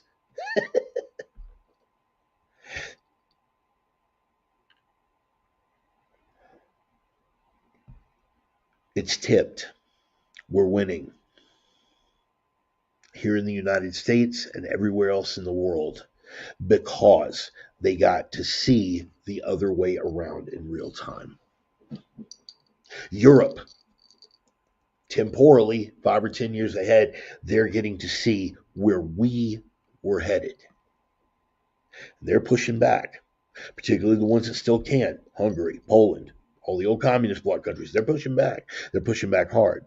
But it's not just happening there, it's happening throughout Europe. It's happening throughout Europe.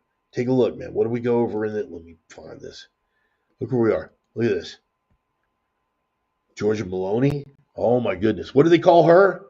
A fascist in the tradition of Mussolini. That's what they called her. She took office.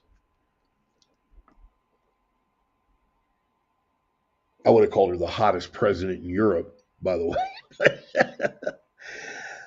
But folks like Geert Wilders, folks like Orban, right? Viktor Orban here with Marine Le Pen. Marine Le Pen, one of the greatest hopes for France, if there is any hope to be had for France, and I believe that there is. Look at the elections coming up in Germany, where the AfD is making a hard showing, and Elon is giving them a platform. Elon's not doing that because he's trying to enable the far right. He's doing that because he's against these globalist ambitions and because every other facet of the machine is going to deny them an equal platform. Of course they're raging against him. Of course, when he gave that 4-hour block of time to Donald Trump in the run up to the 2024 election, of course they hated him for it. Truth wins. Lies and evil will not survive exposure to the light. The light is people who are living in these places get to see the end result. The light is that people who are experiencing the backlash of this failed experiment in multiculturalism are pulling back from it. Truth is all of the European nations have backed out of the gender affirming care for minors. They've all pulled back from it.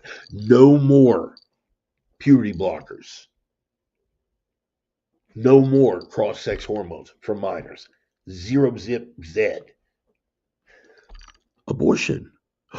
Ooh. Oh, we're going to make some people uncomfortable now.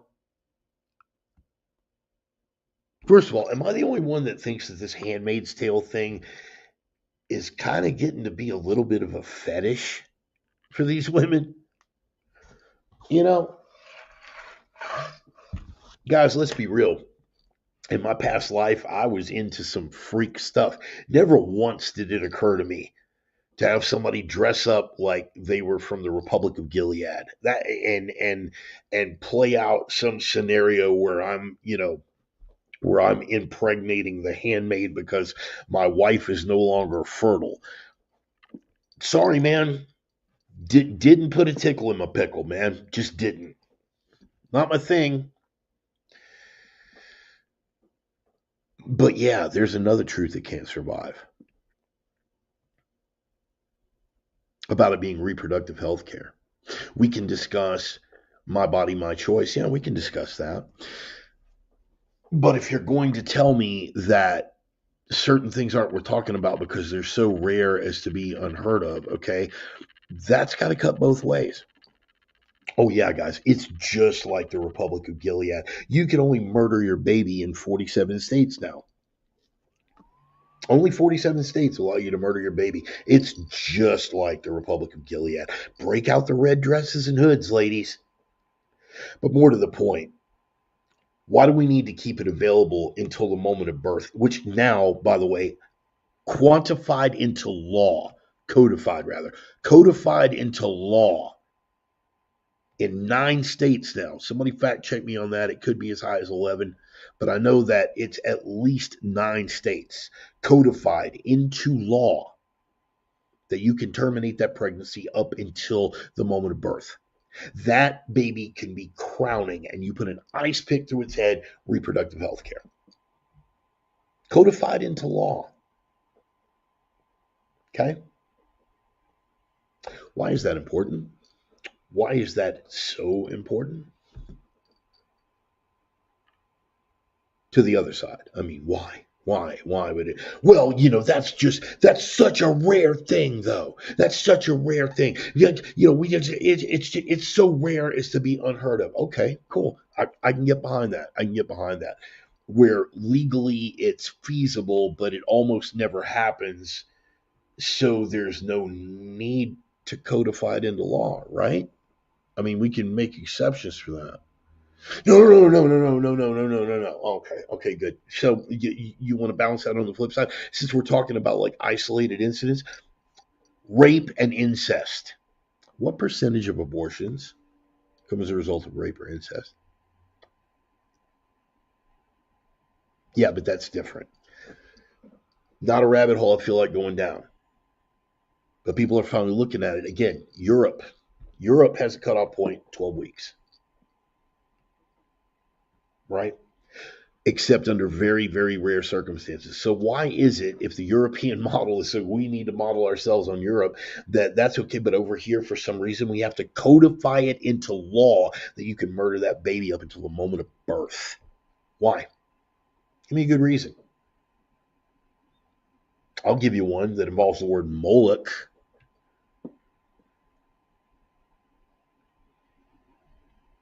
Thinking decent people have had enough.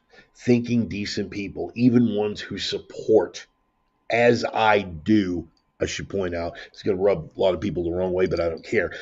People who support the right of a woman to be able to terminate her pregnancy if it is rape or if it is incest. And certainly if her life is threatened. In those 3 instances, yes, I am perfectly and unequivocally in favor of women having that as a possible option. Okay? That's my position, period. Rape, incest, life of the mother's threatened. Explain to me how we have to codify it into law that you can do it as an elective procedure up until the moment of birth. You can't. Thinking people understand that. The truth is like a light. Evil cannot survive in the light of day. Lies cannot survive in the light of truth. European nations realize that they are being ethnically replaced. You can lie to them and say, no, no, no, no, no, it's just demographic trends and it's just this. But we look at the policies and we see their end results. And truth is like light. And the lies of cultural equivalency, first of all, cannot survive in the light of truth. Ask the people in Ireland right now. Ask the people, for the love of God, ask the people in Rotherham in UK whose daughters,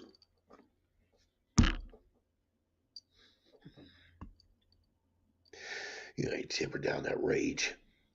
Because there's that part of me that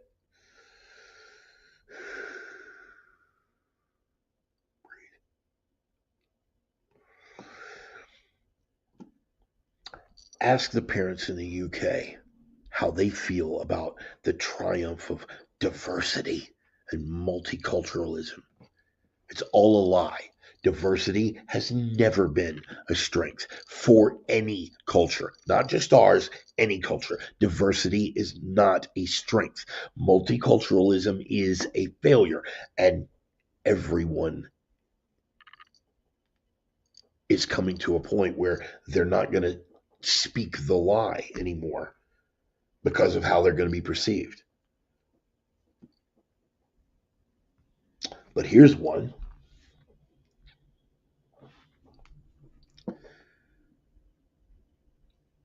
A lot of people believe. A lot of people believe in God. A lot of people believe in Christ and believe in the resurrection and believe all the, but the culture is such. They push it down and they will get comfortable with that lie as well. But the great thing about this revival is that it's not just cultural, it's spiritual. People are coming home to the faith. People are coming home to the Christian and Catholic faith. People are look, you can be a Catholic, you can be a Protestant, you can be Orthodox.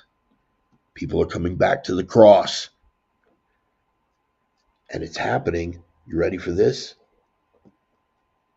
Kosovo. You ready for this? Kosovo was once a Christian nation, but centuries of Ottoman rule converted the majority of the population to Islam. A small group of ethnic Albanian Christian activists are trying to revive the pre-Islamic past. It is happening in Kosovo. In Syria now. Say what you want about Assad, right? And his dad. Before Assad and his father, Christians were tortured and killed for apostasy. Christians were tortured and killed for refusing to accept Islam. And now that the deep state has gotten their way and they tossed out Assad, take a look, do a little Google search on it. Christians marching in the streets of Syria that they're not going back.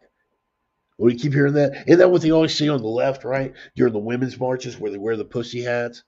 We're not going back. Okay, cool. Glad you feel that strongly about the sentiment because the Christians in Syria, they're not going back either. They are literally living up to what we're all going to be called to under globalism. They're literally living up to what we're all going to be called to when the beast presents himself, if he hasn't already. And we can have that conversation.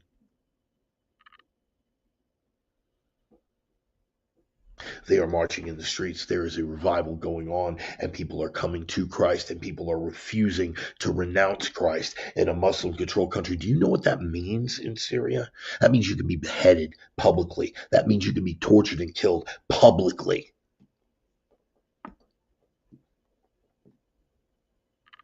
Imagine the courage that takes. You know, they'd be celebrating it on the left here in America if gay people in Syria, and you know what, I'll go that route too. If gay people in Syria were marching in the streets and putting their lives at risk, knowing that they could be beheaded as a matter of state policy, that'd be brave. The left here would be celebrating it, but because they're doing it in the name of Christ, for whatever reason, gives liberals the ick. But that is courage. As unfamiliar a concept as that is to the American left, that is what's called courage. Standing on principle. This is what I believe. I will stand up and I will speak it publicly, whether or not I've got the backing of the government and the system behind me. I will speak it because it's my truth. It is the truth. You know, the truth, going along with the way, the truth, the life. Thank you, Pastor Philip Anthony Mitchell, for that little reminder. There is a revival going on in Syria. You look under this Mission Network News, from Arab Spring to revival, God moving in Syria. Before the Syrian civil war began, approximately 1.5 million, 10% of the Syrian population were Christian. Number is thought to have dropped, but the best estimates have that there are fewer than 300,000 Christians left in Syria. All as a result of the Syrian civil war. Wow, I wonder who could have been killing all of these Christians. I'm sure it was right-wing extremists, right, or other Christians, but no, Muslims who we were bankrolling and arming. They persecuted them, and now they have thrown out Assad, which was the only bulwark against it. And what did the Christians do? Did they leave Syria? Did they renounce their faith? Did they engage in dimitude, which is allowed, by the way, under Islam? They say, yeah, well, we're a Christian, but, we will take second place citizenship status. None of them. They are marching in the streets, holding crosses. Kill me if you got to, but I'm not turning my back on the carpenter. God bless every single one of them. And where's the American left? You know what? They're going to have the support of Donald Trump. I guarantee it. They're going to have the support of J.D. Vance. I guarantee it. They definitely have the support of the American church. I guarantee it. And this is happening, man. This is happening. I don't have a hand in it. This is God's work. God's work going on in Syria. And we're getting to see it with our own two eyes happening in real time. In Europe, every single country in Europe, as it goes further down the line and descends into the pit and the cesspool that this multicultural failed experiment has become, people are coming back to the cross. And you want to know why? Because they've seen who the enemy is. Most of them, I got to tell you, man, you want to talk about mysterious ways? Most of Europe had lost touch with their Christian faith. We're elevated now. We're progressive now. We're past all that. We don't need all these ancient superstitions. Ain't no sky daddy coming down here to save us, man. We're just going to live and everything's going to be cool, and we're going to tolerate this depravity and that degeneracy, and everything's going to be all right, man. Go along to get along, bro. And we're tolerant, man. We're going to welcome all these people in here, man, because we're all the same, bro. We're all the same. It's going to be beautiful. And now they got Haji in their backyard, and they're having to deal with it. And they're realizing that all that love and all that tolerance is a one-way street. They're seeing who the enemy is. They're realizing what they're about, and they are rejecting it. And if that's what it takes to get them back to the cross, I'm all about it. I'm all about it.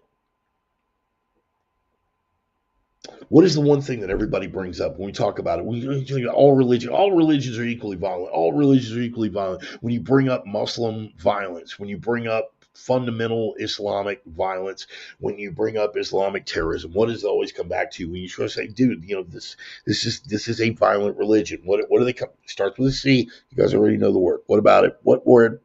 C. The Crusades. What about the Crusades? Okay. First of all, Sparky, I didn't realize we were having this conversation in the 1300s. But since we're here, let's talk about the Crusades. The Crusades were a defensive response to decades, to centuries, another C word for you, you rotten. There's another C word for you. centuries of Muslim aggression, centuries of Muslim incursion, centuries of Muslim onslaught and atrocity, horrible things that were done against the people of Europe and non-European countries as well for professing the truth of Christ. Centuries of that. And finally, something took root in Christendom that empowered them. We hit a tipping point. This is a characteristic not just of Christians, but of Europeans in particular. We will take, and we will take, and we will take, and we will take, and we will take. When we're done, you may or may not know it, because you're going to be very fortunate if we decide to let any of you live. The people who want to see the death of the West, the people who would love to see the Jesus crowd go away, the people who think that we're the ones really holding back civilization from progressing the way it needs to, they're not going to get their wish, because we have hit that tipping point. And what happened in the Crusades when we hit that tipping point? We battered them all the way back to their homelands. We battered them all the way back to the gates of frippin' Jerusalem. What do you think we'll be willing to do now? What did we find out last week? Oh, here's another place that a revival is going on. China. You want to talk about where the rubber really meets the road, about globalism versus Christendom, globalism versus nationalism? The Christian faith is taking root in China. That's going to upset the numerical balance just a little bit, don't you think? And the Chinese have seen the lie of globalism, the lie of communism, the lie of authoritarianism, the lie that they're selling them about the utopianism of this whole authoritarian construct. They've seen what a lie it all is. Europe is seeing what a lie it all is. And here in America, we are seeing what a lie it all is and what a lie it all has been. Collectively, with one resounding force and one resounding voice, we are saying in unison, enough. Enough.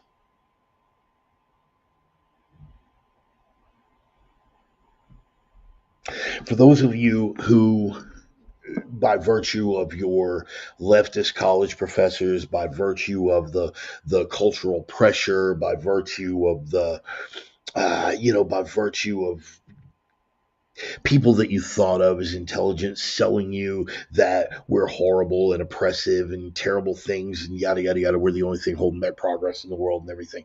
That's cool. Those of you who are actually seeking the death of the West, you're going to be terribly disappointed. Those of you hoping that white European blood and that white European civilization and that white Christian nationalism was all going to go away, you're about to be terribly, terribly disappointed. Remember that you brought it on yourselves, please. And remember that your celebration of our demise was terribly, terribly premature. You see, the saddest part is, guys, saddest part is there was this book. You remember guys got really, really upset about the whole Game of Thrones thing, because they were only watching it. They hadn't read, the people who are recoiling in horror right now, watching all these Europeans coming back to Christianity, the people who are recoiling in horror right now, watching all of these things come to pass, and people pushing back against lies in the face of truth, and people pushing back against evil in the face of sane, civilized behavior that you find under Western cultural standards. There's a book, see, that was out there, and if they'd have just, I don't know, if you just open and flip through, it was right there. Spoiler alert.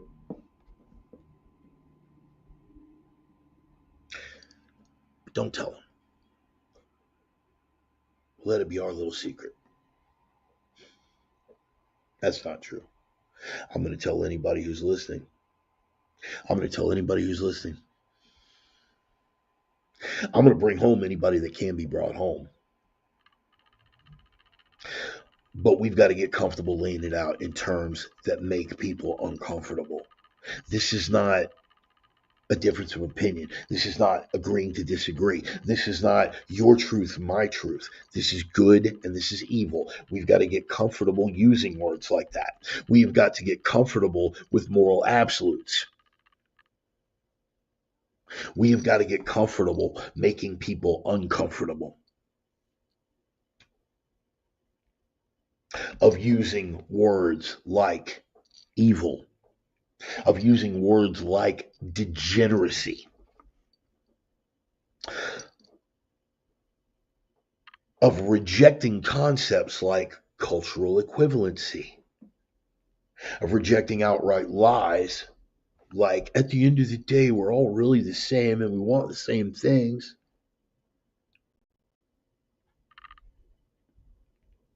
Rejecting things that other people just take as true because it's all they've heard, like equality,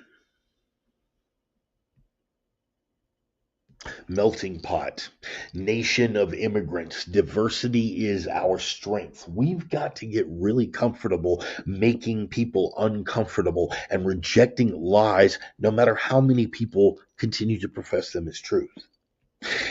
And we've got to get real comfortable with making people uncomfortable by stating things like Christ is king. Man, religion's got no place in this. No, religion's got every place in this. Because that religion is rooted in truth. That civilization is rooted in that religion. You're talking about theocracy, am I?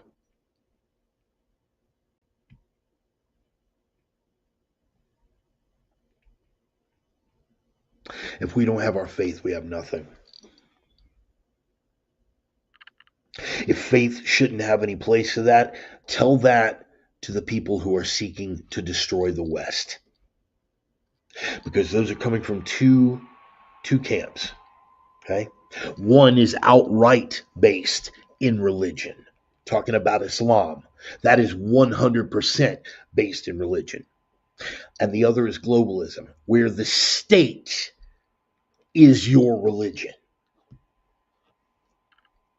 At the end of the day, we all worship something bigger outside of ourselves.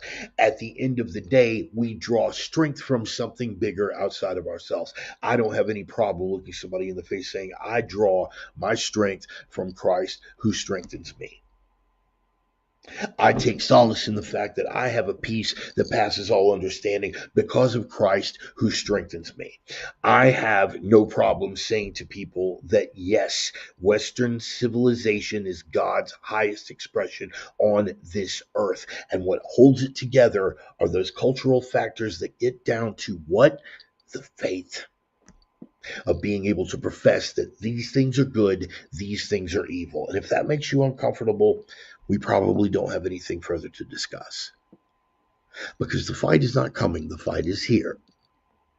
And now, for the first time, maybe in my adult life, but definitely the first time in recent memory, we are no longer fighting rope-a-dope. We no longer have our backs in the corner doing our best just to dodge the punches and weather the onslaught. We are coming out swinging. Ironically, God's going to be the only one that can help these people.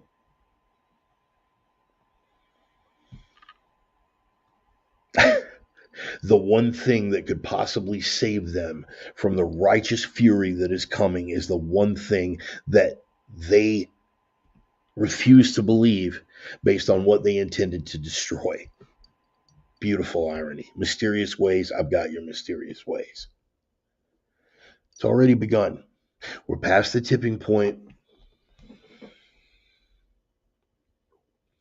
Get comfortable making other people uncomfortable.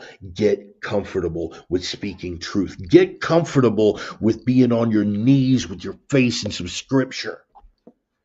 Get comfortable with reading what you profess to represent. I'm going to give you a homework assignment. Every single one of y'all. I know you got a King James Bible. Somebody, I'm relatively sure everybody on my commentary page over here has a King James Bible. Everybody. Before you go to bed every night, just something, just to get you in the habit. Before you go to bed every night, throw it open to a random passage. Just a random passage. Open that thing to a random page. Go and read the rest of that chapter. Whatever book you're in, whatever chapter you're on, just go and read the rest of that chapter. Just to get yourself in the habit. See how many times there's going to be something in that scripture that's going to speak to you directly. If you're anything like me, it's going to rattle you how often it does. That needs to become your exercise. Get your face in some scripture.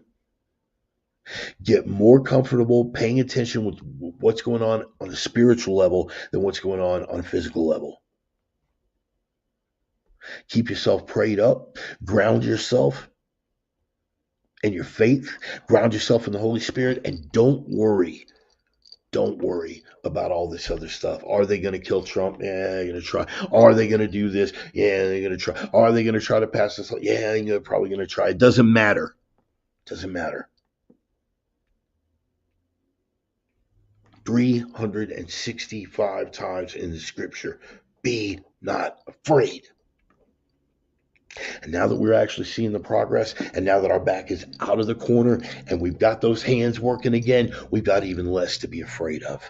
So step up and act like it. Fight. Fight.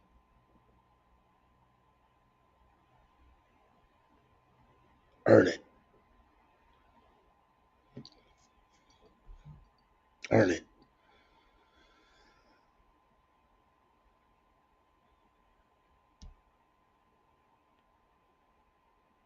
When I think about those people in Syria, how many of us here, everybody in these, look, I know everybody over here in the comments. I know you guys. I know you guys. You're my brothers in Christ. I know that when they step and they say, "Are you a Christian?" you will answer yes, even if it means your life. I believe that about you. So knowing this about you, I give you less leeway about carrying on just the fundamental tenets. I'm not sitting here judging you guys. I wrestle with things every single day on a spiritual level. I pray every single day. I put my face in those random scriptures every day and then do supplemental reading on particular scriptures, things that I'm looking at every single day. It needs to become as much a part of your spiritual development as putting your hands to a heavy bag are for your skills development, as wrapping your hand around that bar and throwing that weight up and slinging those kettlebells around needs to be for your muscular development.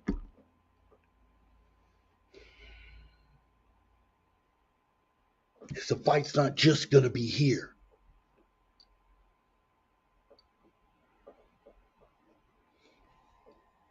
What's the old adage? What's the old adage? The spirit is, the spirit was willing, but the flesh was weak. And most of y'all, a lot of y'all, flesh is willing, but the spirit is weak.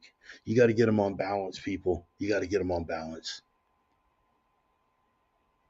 Get with the boss man and the carpenter. Open yourself to the Holy Spirit. Be ready to receive the message. And be ready to carry that message to the next guy. Hone those skills like you're in the fight of your life, because guess what, boys and girls? We are. And for the first time in a long time, we're actually winning. Time to step up and act like it. God bless every one of y'all. I'm going to close with a prayer. Lord God, please, please let something I threw out there tonight stick to the one guy out there. There is somebody out there who is listening right now, and they're teetering on the precipice, man. They're having doubts. They're having doubts. Take away that doubt. Pull all that spirit of doubt up off of them. All those demons that are making them, that are casting doubts upon them, making them doubt themselves, making them doubt their devotion. Get that up off of them, Lord. Get that up off of them. Please let them take the advice. And when they open up that Bible, maybe it's the first time they've done it in a long time, take them somewhere that's going to speak to them, Lord. Because I can only speak to them verbally. You can speak to them through the Spirit. You can move them in ways that I cannot.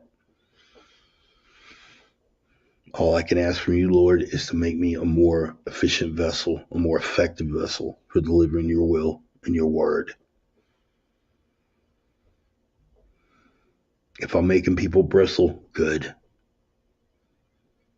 But if I'm making people bristle, let it be because I am doing the work of the kingdom, and we live in a world that is out of sync and wants nothing to do with the kingdom. Not just for the sake of making people uncomfortable for its own sake. That is pride. That is self-aggrandizement, and I reject it completely. But if speaking your truth, Lord, if speaking the truth of Christ is going to make people uncomfortable, I will take that chance 100 times out of 100. Omnia ad regnum, all things for the kingdom, Lord, all things for the kingdom. That means my skills that you have blessed me with. That means my worldly possessions. That means my body, my mind, my heart, my soul, all things for the kingdom, Lord. And if it is my fate going forward, and it comes to that, where I got to stand up on a block with the cameras rolling and have my throat cut, let the name of Christ be the last word that crosses my lips, Lord. Let the name of Christ be the last word that crosses my lips. I will not reject him. I will not reject him.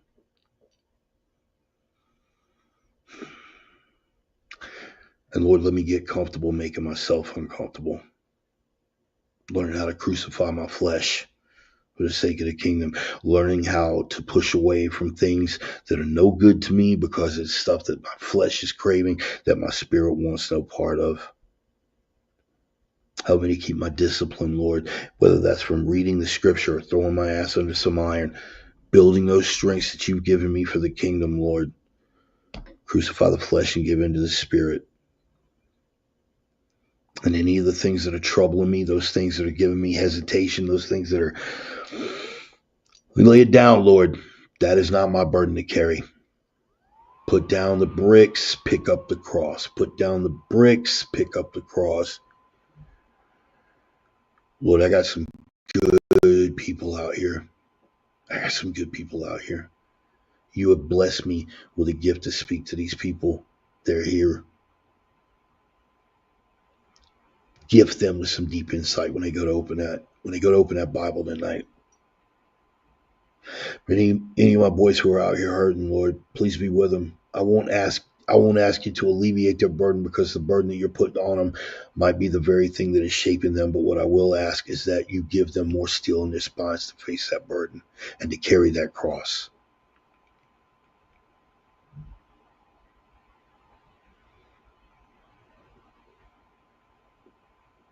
Stepping up for the war, God. Stepping up for the war. Here I am, Lord, send me. Omnia regnum, all things for the kingdom. I pray these things in the name of the risen Christ, whose blood scourged, tortured, and murdered on that cross, whose blood bought my redemption, and whom I will ever serve.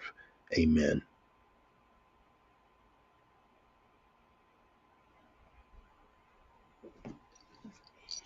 I appreciate y'all, man. I do. I really, really do.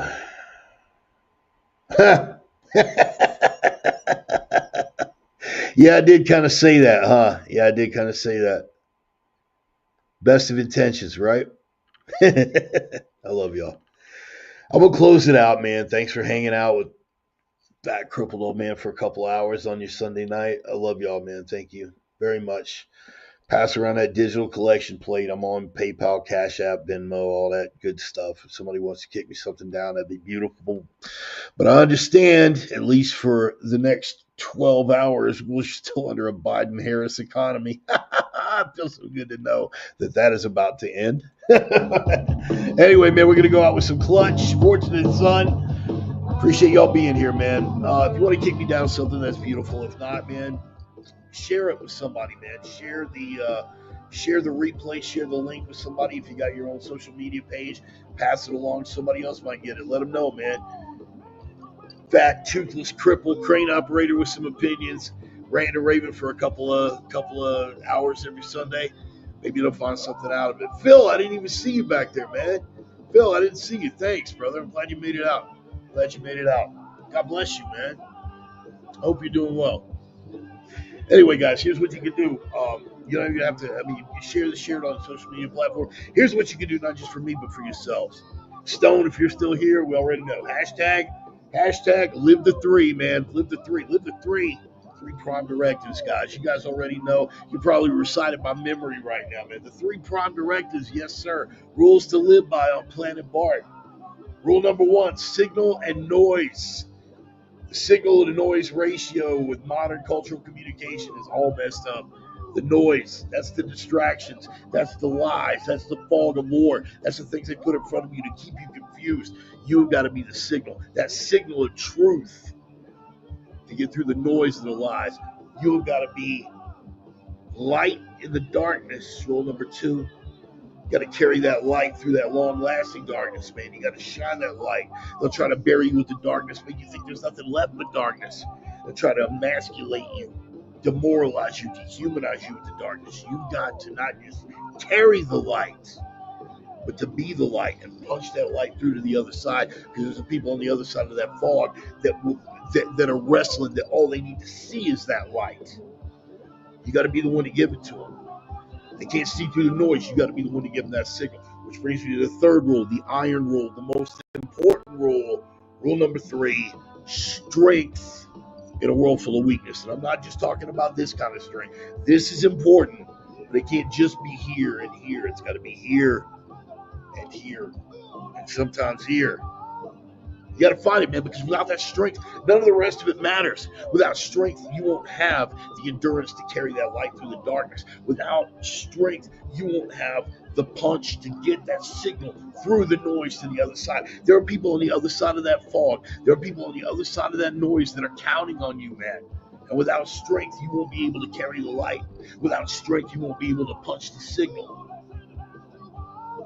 So strength, man. That's what I'm talking about when I'm trying to get you guys to open your Bibles. This is great. Pumping that iron is great. But if you ain't strapping on your armor of God, it's all for naught, man. So open those Bibles. Find it, man. When you pray, strength, clarity, and discernment. Because strength, clarity, and discernment. Why? Because clarity and discernment, man, the adversary is out there. The adversary is out there with his treachery, trying to sell you the lies, trying to deceive you, trying to make you doubt yourself, trying to make you doubt the boss man and the carpenter, constantly trying to trip you up.